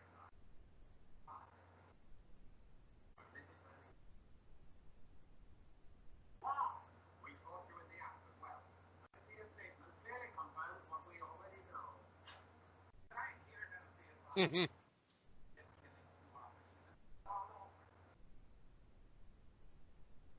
Don't you understand? That whole thing. That whole thing. You sitting here wasting time when there are people in real danger. You're the one who got crazy, not me. You. Oh,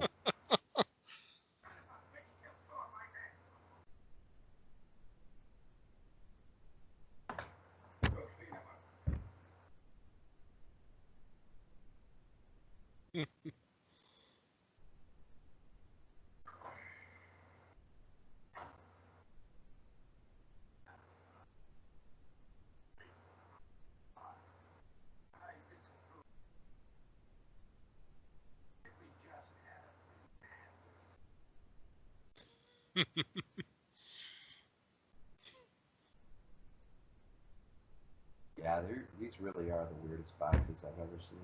Yeah.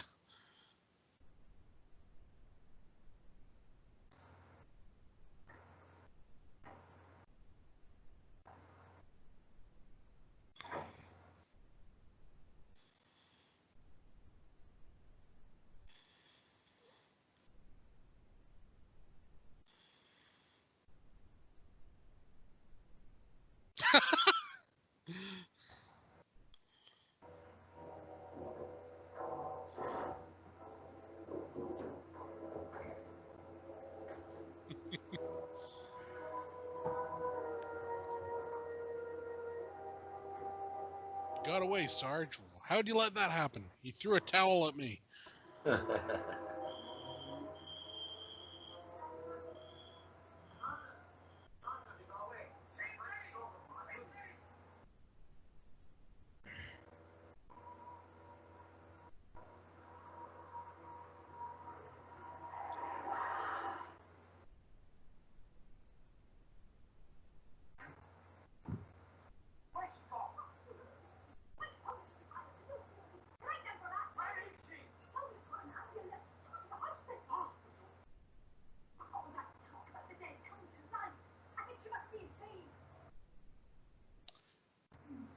I love that he left the car.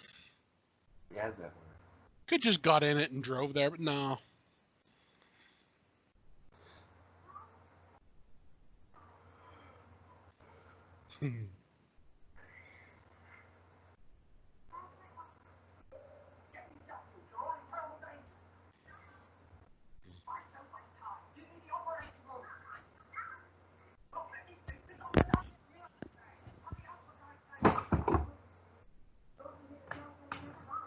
Those glasses are kind of... Ugh. It's not a very good needlework.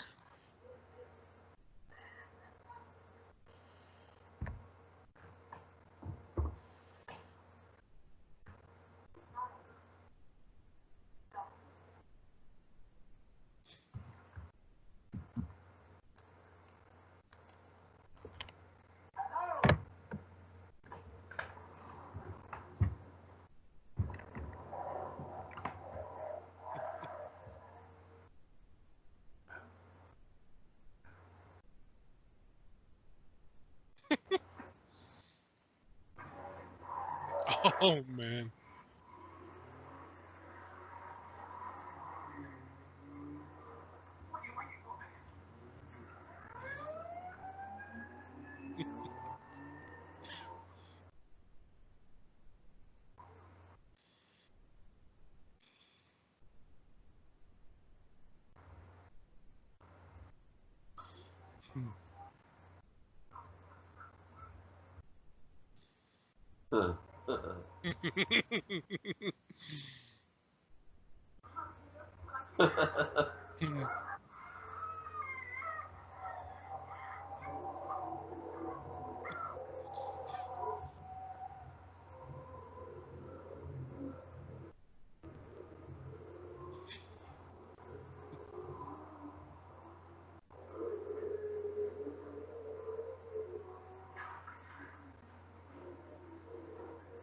Dang.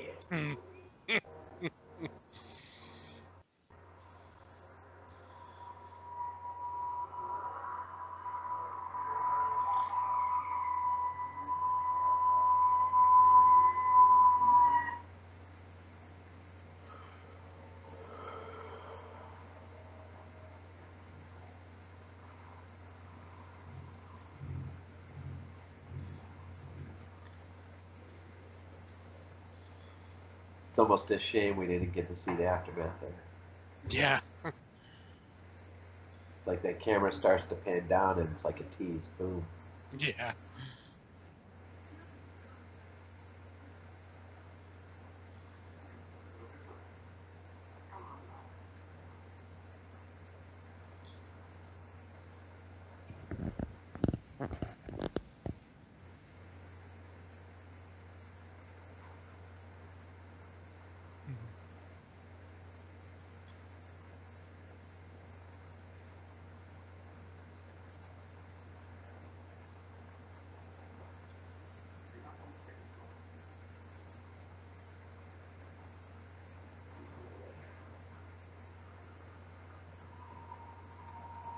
That's a good shot.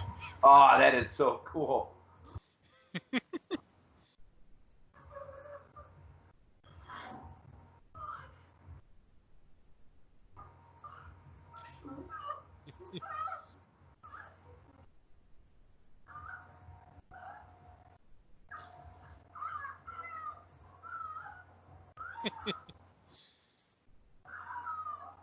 Oh.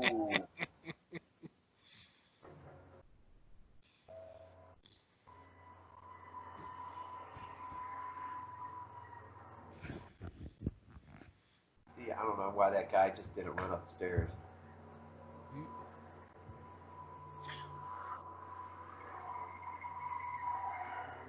Yeah, it would have been quite simple, but you know.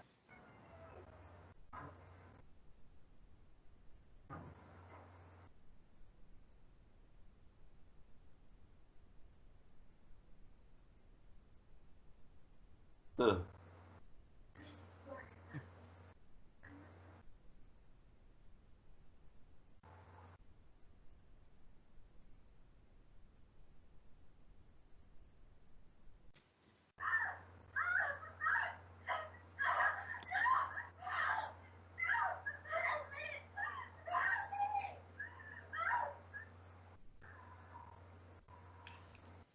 I like that he stopped to wipe his hands, though.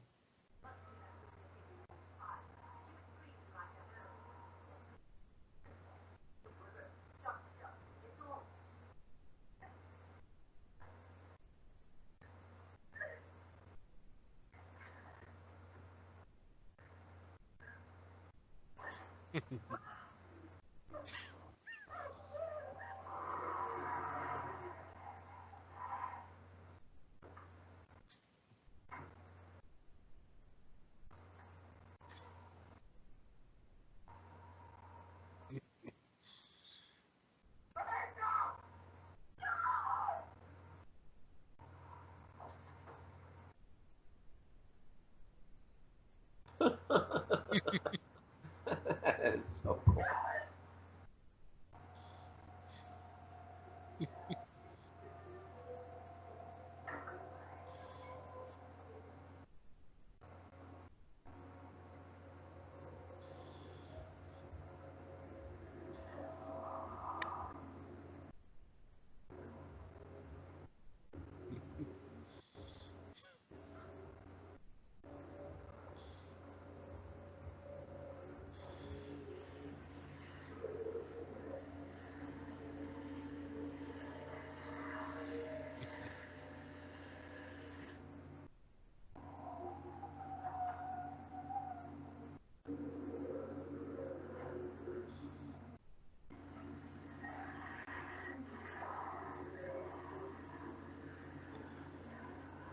That fire seems to do it.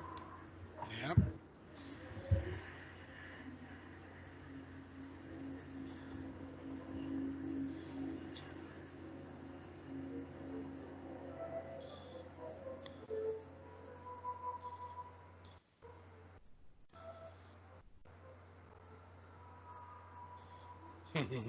Oh no. Forgot about that. Mhm.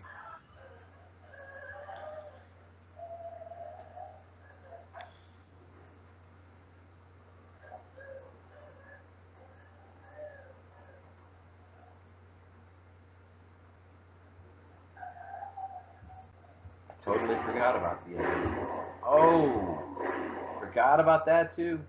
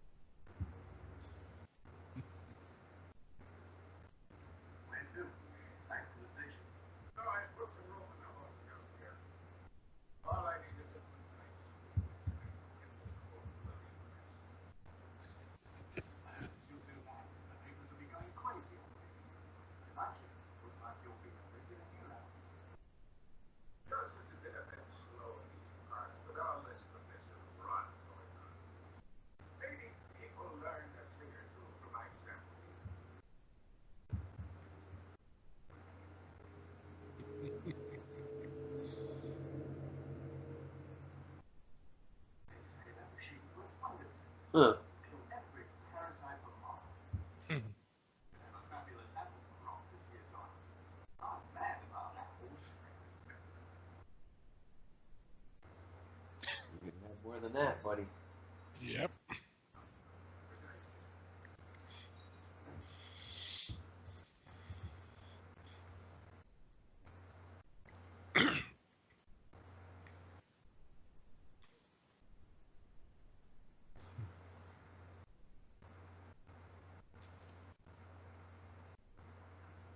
Oh,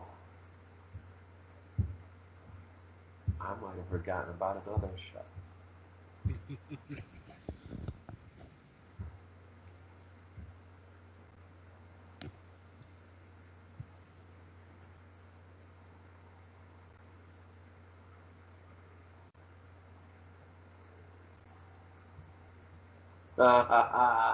Hmm.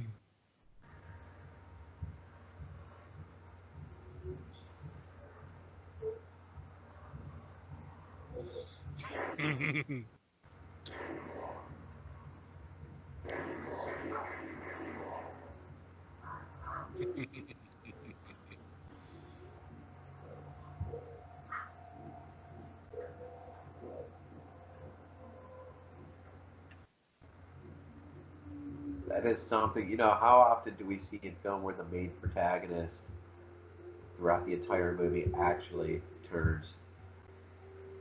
Yeah. It's not very often.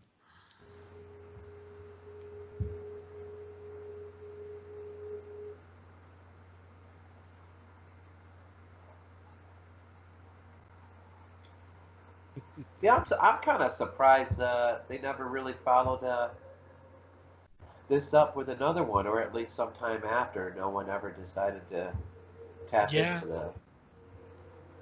I know it's weird. I mean, you would have thought they would. I mean, it's such like a perfect ending to, especially, the Italians.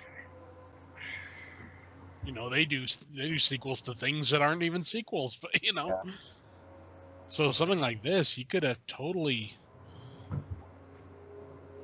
run with something else and made it like a spiritual successor or something. See, these are the perfect movies, man. Movies like this, Hmm. where you know, even now, I mean, could you imagine if somebody today decided to make a sequel that Oh yeah, you know took place a month or two, yeah, or whatever, sometime after these events, yeah, and yeah, see it in English, England side just absolutely run over. yeah. But I think we discovered a few interesting things about this in terms of its most probable influence on a lot of people. I think it's interesting you pointing out the Italian. See, I was really thinking, had always thought, you know, this was a co-production, Spanish, British Yeah, film, but with just the production, with the editing, the special effects all being Italian.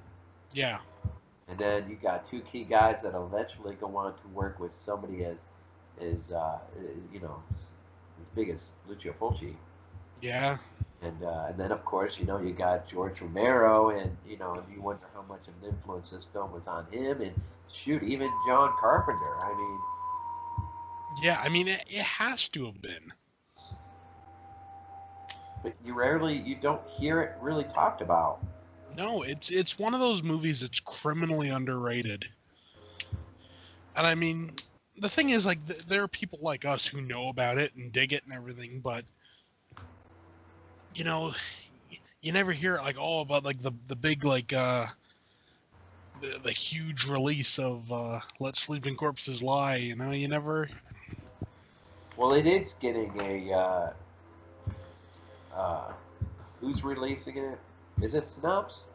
Um. I think Synopsis is releasing. Oh, that's kind of cool. new transfer of it. That's In cool. fact, it might even be up for pre-order now. Nice. It definitely deserves more love than it gets. I just don't know why it doesn't get it. I mean, I guess maybe because, it's not like a Lucio Fulci film. It's not like a Romero film. So it doesn't have that big, like, name draw, but it should. Yeah, well, I mean, this director, I don't think he really went on to. I think he did this and, like, I think 2 other things, and that was, like, it. Which is always sort of weird. Yeah, I mean, especially when you get something this good, then to see that it, it doesn't get followed up with something, it's like, I don't get it. His last film actually was in 1994. Yeah. Did a lot of weird stuff. I'm not familiar. Hmm. I see in 74 there's a movie he did called Violent Bloodbath. Oh, well, that's an apt title. He did one in 73, The Legend of Blood Castle. I know that name. An aging countess discovers that the blood of a maid can temporarily restore her youth and great beauty. She falls in love with a dashing. So it sounds like basically like a Countess Bathory type tale.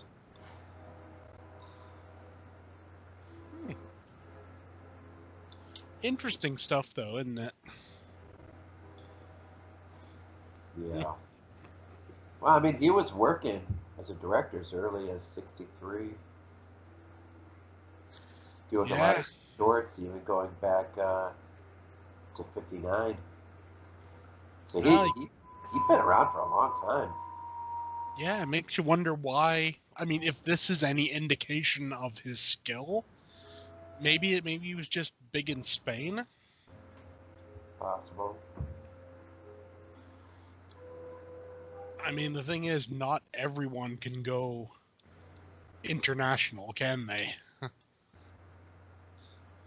I mean, hell, until recently, most people didn't really know about Paul Naschy. Yeah, that is. And the man's a genius. I mean, his stuff is awesome. But, I didn't hear... Honestly, I didn't even hear about Paul Naschy until he'd already died.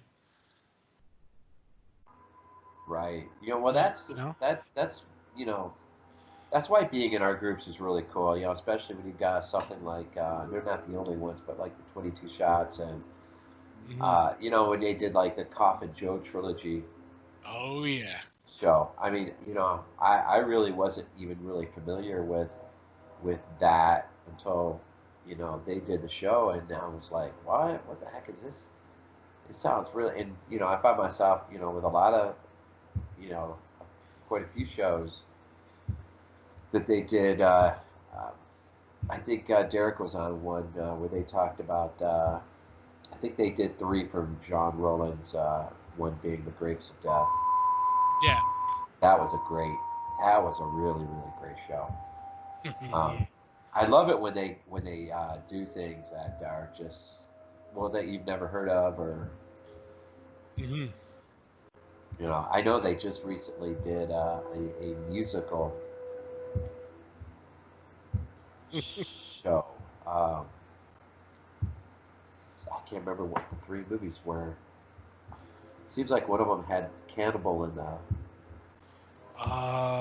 Cannibal the Musical? Maybe. Yeah, that was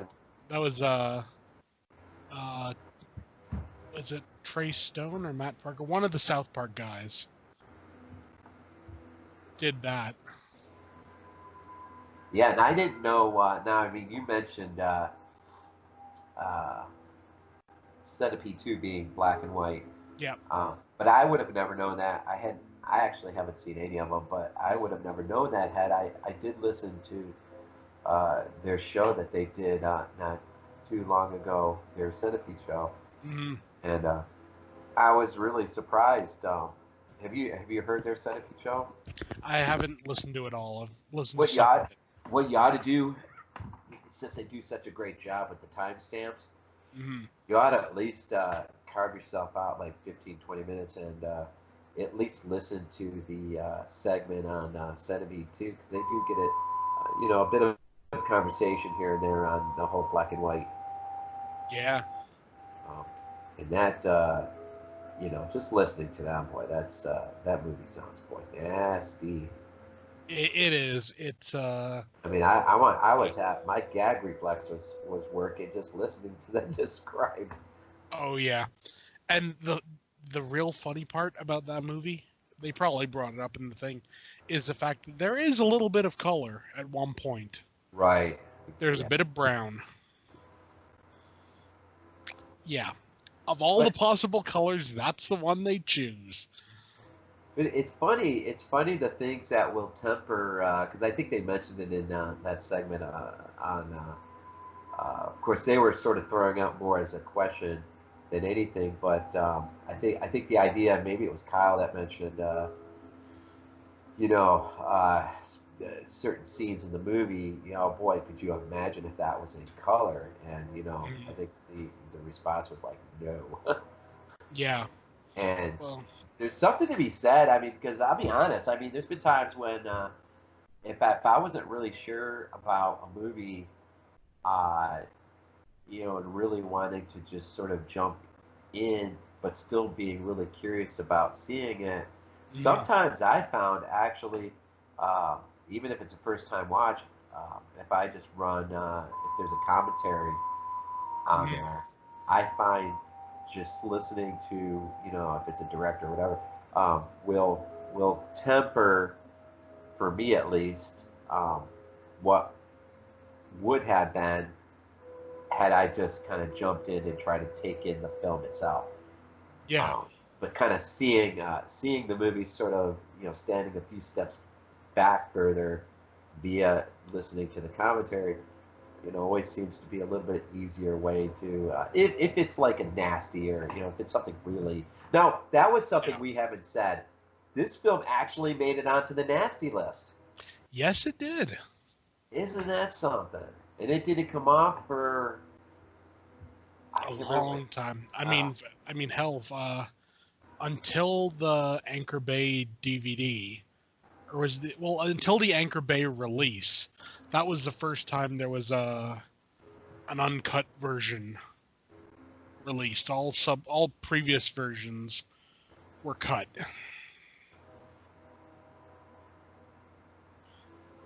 So I just noticed there's an audio setup. I wonder if by any chance there's a commentary in here hiding. I doubt it. 'Cause I didn't.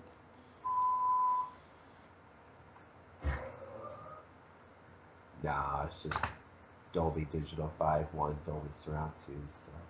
yeah, this is one that we could do with a commentary.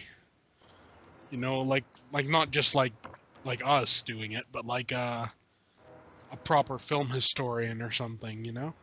Now I tell you what surprised me when uh, when we decided we were going to do this.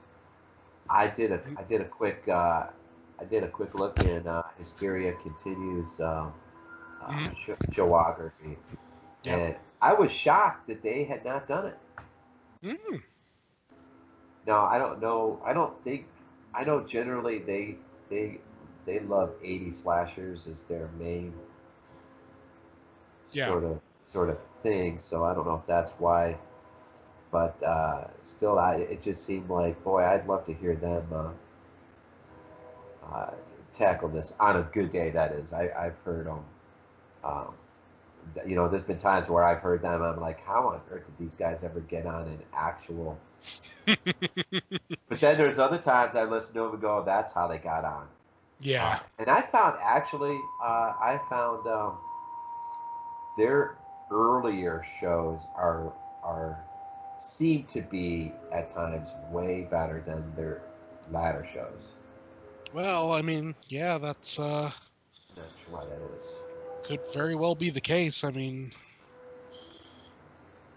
I don't know if you just at some point get burned out on it and just sort of it start. could be.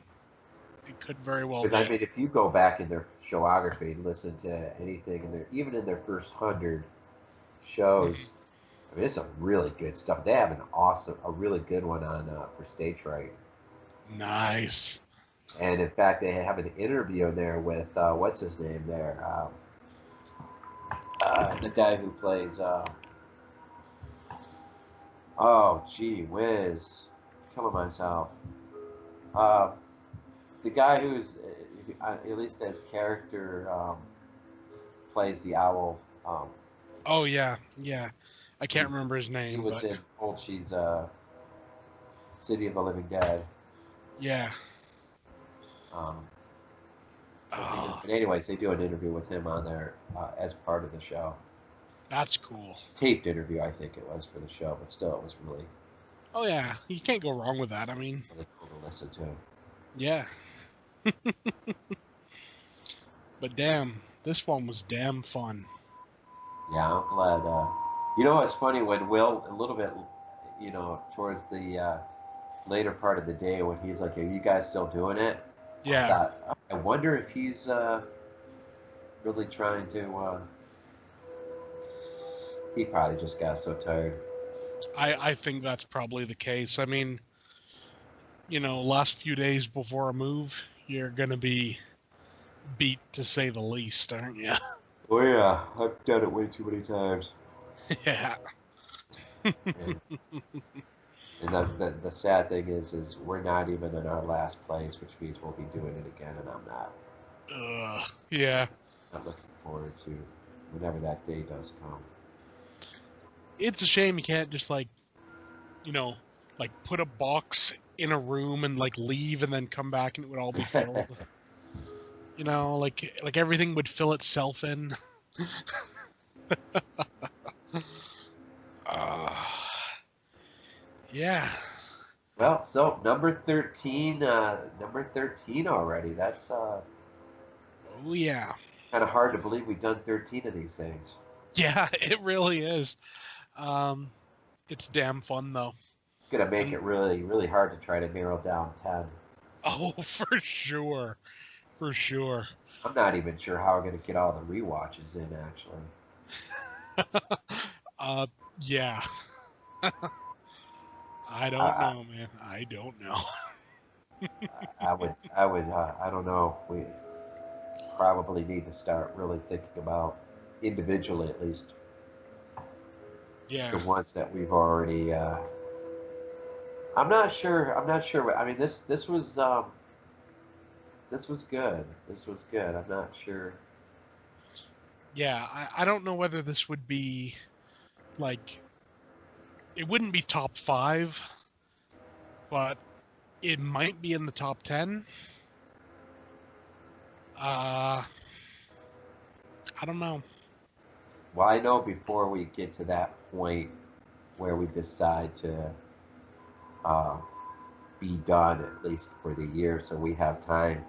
Because that we Yeah. probably ought to do that. We probably ought to, at least give ourselves a month or so Yeah, to be able to to, rewatch stuff and to go back and really think, and then to kind of start putting together a show. But I would love before the year is out, or before we decide to do that, I would love to at least get one or two more zombie ones in. Like I just know oh yeah. Rejects is going to have to be. I think Rejects would just be absolutely out of this world. I don't know. I'm really Oh curious yeah. about Salem. Oh yeah. I think Lords of Salem would look phenomenal in black and white. Then again, I have a real soft spot for Lords of Salem. One of my all-time favorite movies, so Shoot, well, I you didn't even it, think. Well, I was gonna say I even hmm? think something like black and white. We talk about how black and white being able to actually help a movie Hmm. And I wonder if how much it would help Three from Hell kind of feel a Maybe. little bit, just at least a little bit more in a sort of, you know, I don't Yeah. know. Yeah. I was just looking at my collection. I just thought of one. The Woman in Black, the Hammer flick. Who isn't it? Who's the kid in that? Daniel From Radcliffe. yeah, yeah, yeah, yeah. I I think mean, that's a creepy ass movie as it is. I can only imagine what black and white would do to it. yeah. The only time I ever saw that one, we rented it out of the Red Box. Yeah. Uh, it's one of the best of the new wave Hammer films. You know, there was that. There was Let Me In. There was The Resident. I think there was, and Wakewood. Wakewood was good, but you know, The Woman in Black was one of the better ones for sure. Yeah, I'm not sure why that never made it into my collection. Yeah. I seem to have pretty decent memories of the Red Box experience. Mm. Yeah, the the first Woman in Black is good. The second one, not so much. He doesn't. Daniel Radcliffe doesn't come back in the second one, does he? No, no, he ends up quite dead. Yeah, see, I don't even remember the end of that. It's Yeah, what like even this here. yeah, I forgot until the scene started unfolding. I had forgotten that he had made his way back into the cops, and that was sort of the he had the final laugh. yeah. I seem to remember. I remembered that it ended on a downer, but I'd sort of forgot about him coming back as a zombie as well. But see, Romero would do that a few times throughout his movies. Yeah, but I always found with Romero there was always, with the exception of Night, there was always like this almost like a light of hope at the end. It's like there would be some survivors that would go on. Like this was quite a bleak ending, really. I mean, like everybody pretty much Uh, died. and it really does have a weird sort of well, it almost sort of ends in a way that we're sort of accustomed to there being a beginning point, like with Day of the Triffids. Yeah, Something horrific has happened, which we're not privy to, but we're privy from the moment that we're with the guy in the hospital bed yeah, who wakes up, and even in 28 Days Later, when it's sort yeah, of the same idea they use. Um, it's almost like you could take that sort of beginning point um, and use it as a starting point for moving oh forward, yeah, already having this, which yeah, would be really, really cool if you could pull it off, because then you would actually, unlike those other movies we're accustomed to, you would actually have the setup already. yeah, yeah, But now you just say go a couple months and your main character, whatever, is um, I don't know, somehow, some way they've been sort of kept safe from these things, but now they're caught up with it. yeah.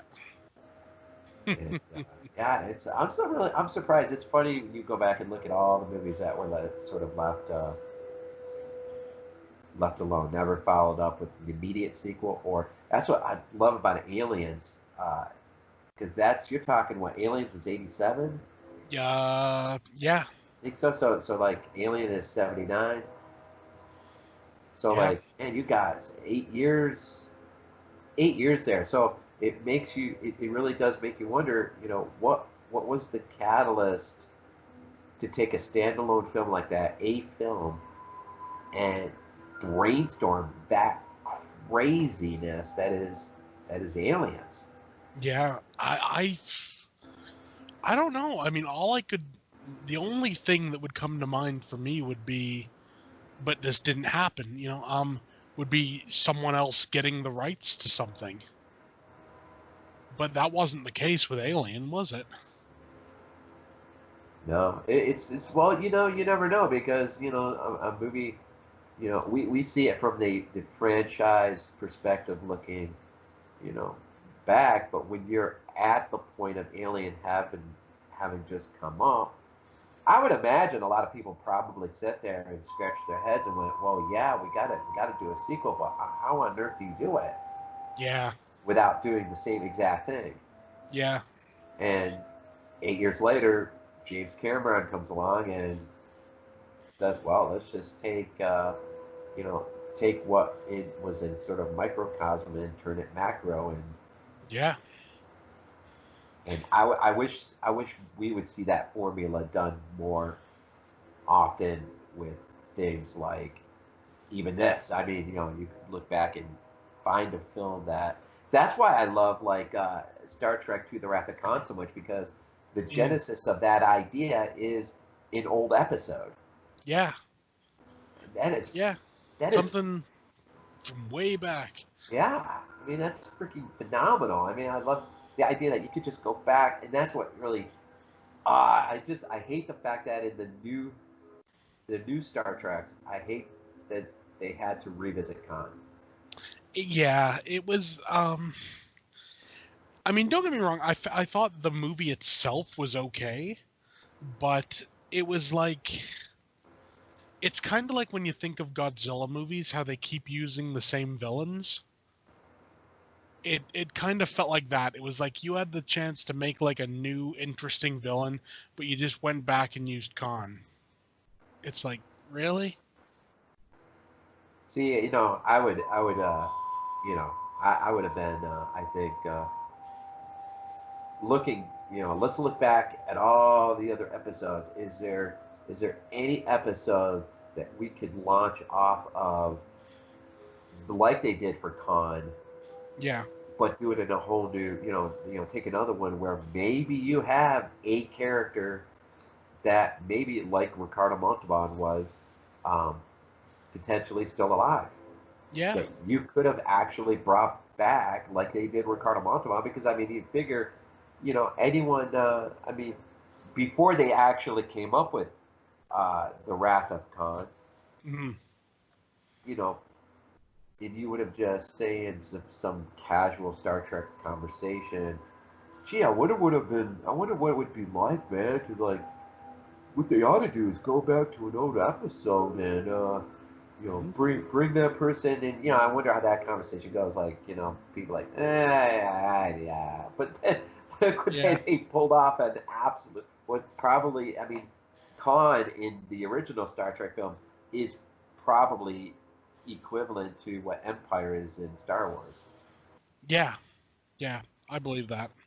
I mean, it is, and I got really disappointed when Tarantino, when his name fell out of the running for the Star Trek 3 or 4 film, whatever.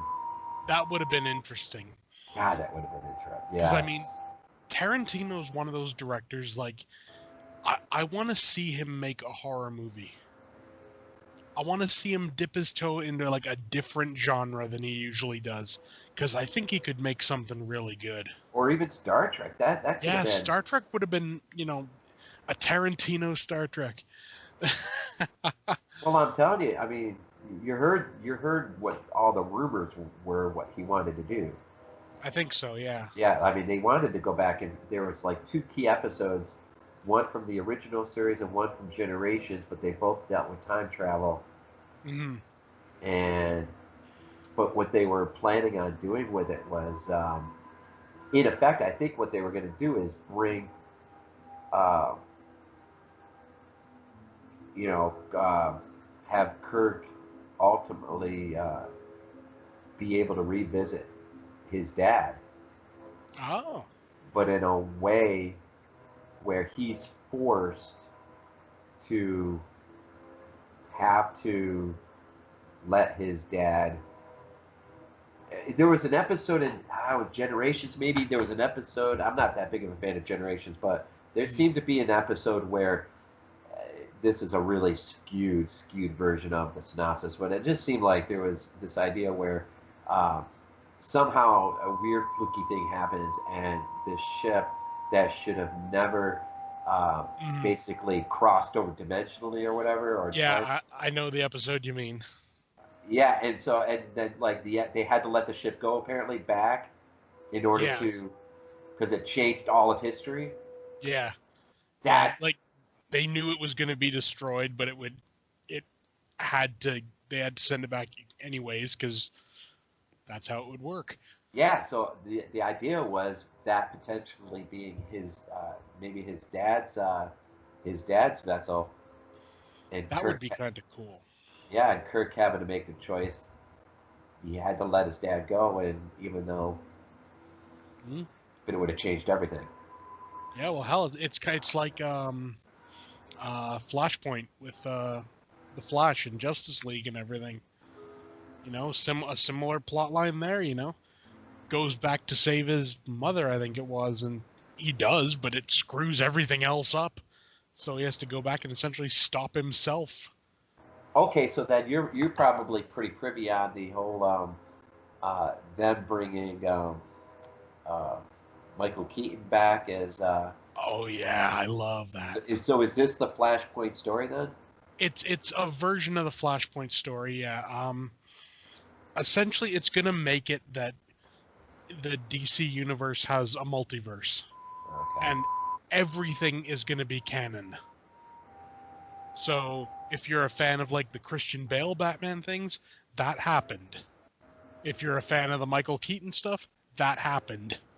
You know, all of it will have happened. So, in theory, there could be a movie where you get like Ben Affleck, Christian Bale, Michael Keaton, all in the same place as Batman at the same time. That could be kind of cool. So you're pretty stoked for this? I am. I mean, I always liked Michael Keaton as Batman. I'd have to say he's probably my favorite Batman. You think this has a potential of saving this kind of extreme play on words and stuff, but saving the DC universe?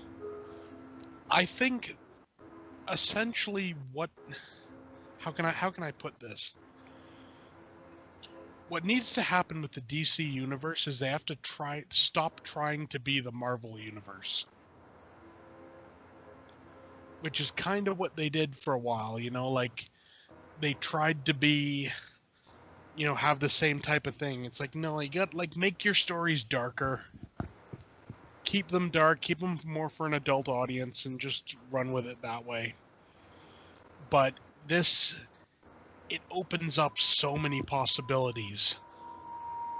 You know, like, you know how a good example is this. You know how like you have like the Marvel universe, and then you have essentially, it's been brought in a bit now, but you have like the X-Men stuff from like the 2000s or whatever, the Fox X-Men stuff. You have like Venom and Spider-Man and everything. We're all essentially separate continuities. Right.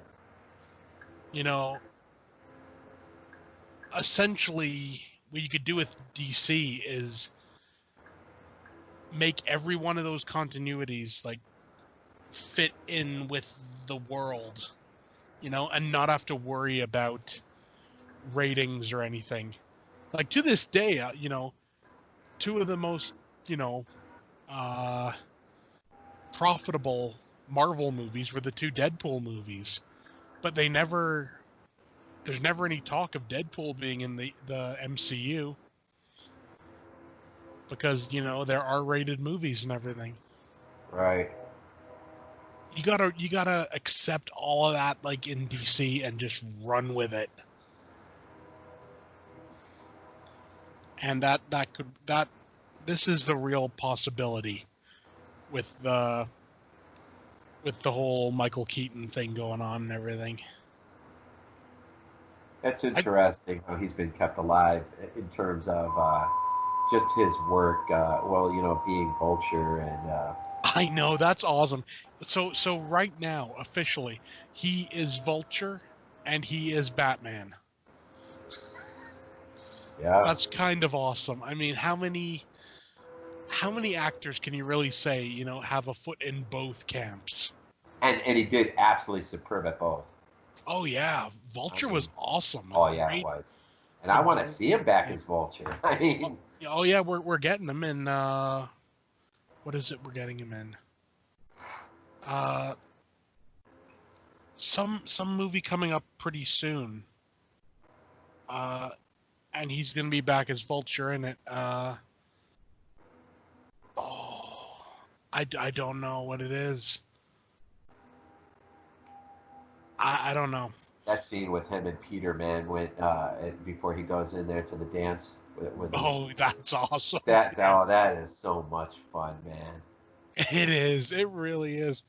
And I mean, and let's just admit it. That design was perfect for Vulture. Like the big ass metal wings and everything. It just worked. Yeah, I just wonder if they're gonna bring Green Goblin in anytime soon. You think they'll weave Venom into this whole thing? Venom, I think, eventually is going to get worked into the MCU. I don't know when, but I think it will. Because, I mean, let's be honest. I mean, yeah, the Venom movie wasn't great, but it wasn't bad either. It was a fun popcorn flick.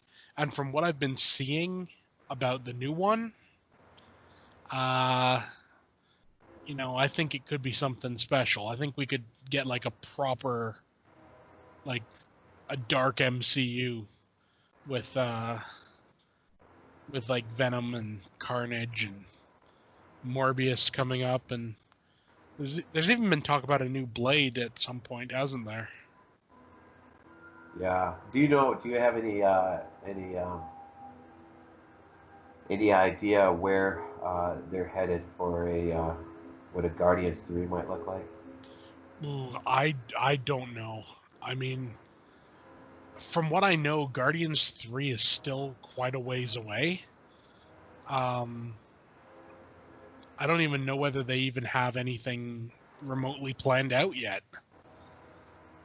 I think, though, I seem to remember hearing something that it was going to revolve around, like, Star-Lord's father, the guy that, like after he died or whatever in part 2, that there's still going to be something there, and Star-Lord's still going to have like some type of powers or something at some point. I don't know.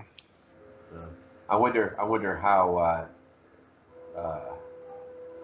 how far we are from probably about 5 years or so from another major Avengers film.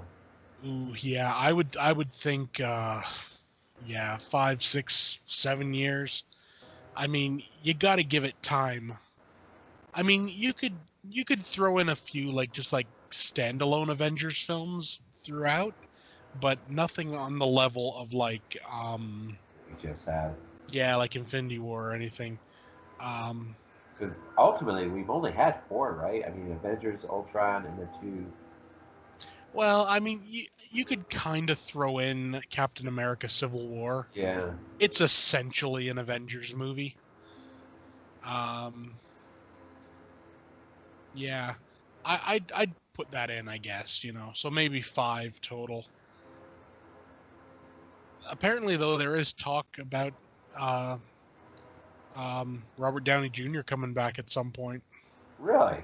Yeah, I don't know whether it would just be like, like it'd be like a hologram of him or something. I could see that work. But I don't know. I mean, it seemed pretty evident, he's no more.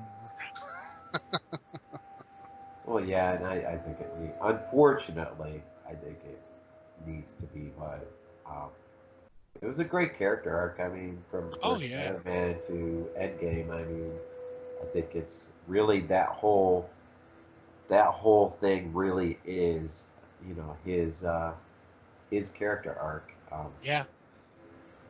which is it just makes you wonder if they'll be, if they'll try to set up something else where we may not realize it initially, but 10, 15 years down the road, suddenly we're looking at another character going, holy smokes, what a run. I mean, I think the likeliest candidate is Spider-Man, but I mean, it could be somebody totally different. Yeah, yeah, it could be. And I mean, also they got the whole thing. They're like making old characters new, if you will. You know, like making the female Thor and everything. And I don't know if that'll work out, but it is what it is, right? Yeah, yeah. All And right. I know there was talk about a female Iron Man as well.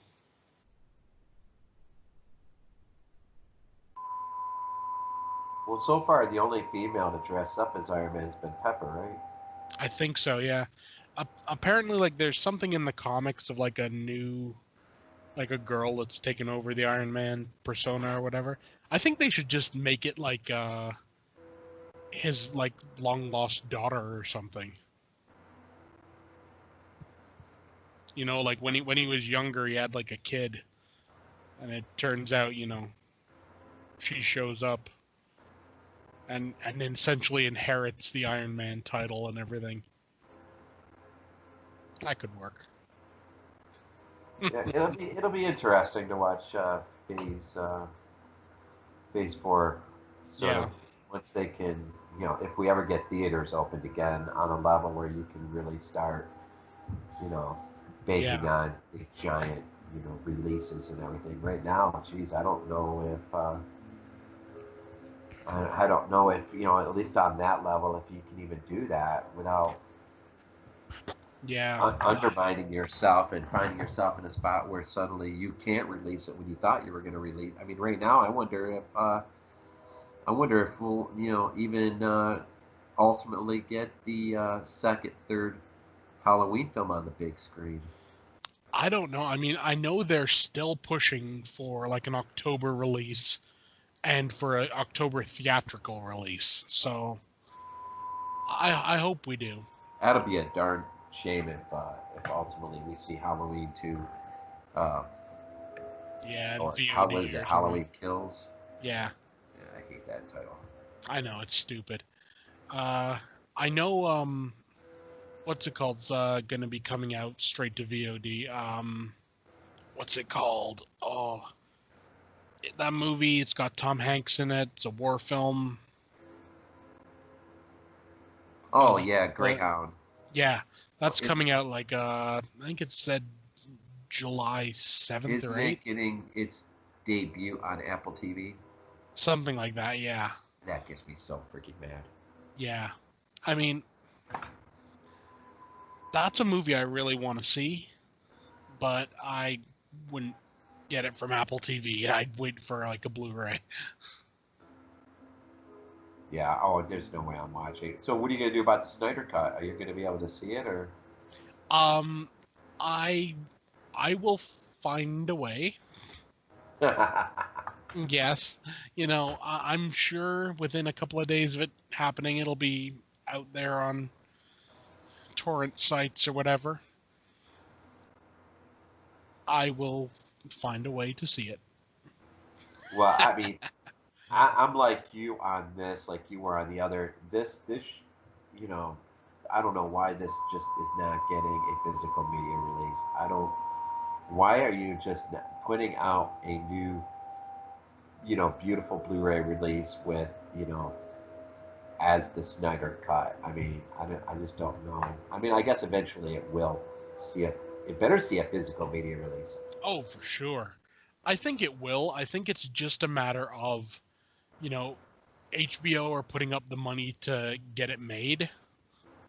So they want you know, they want like an exclusive sort of thing for a while, to say the least. That's who.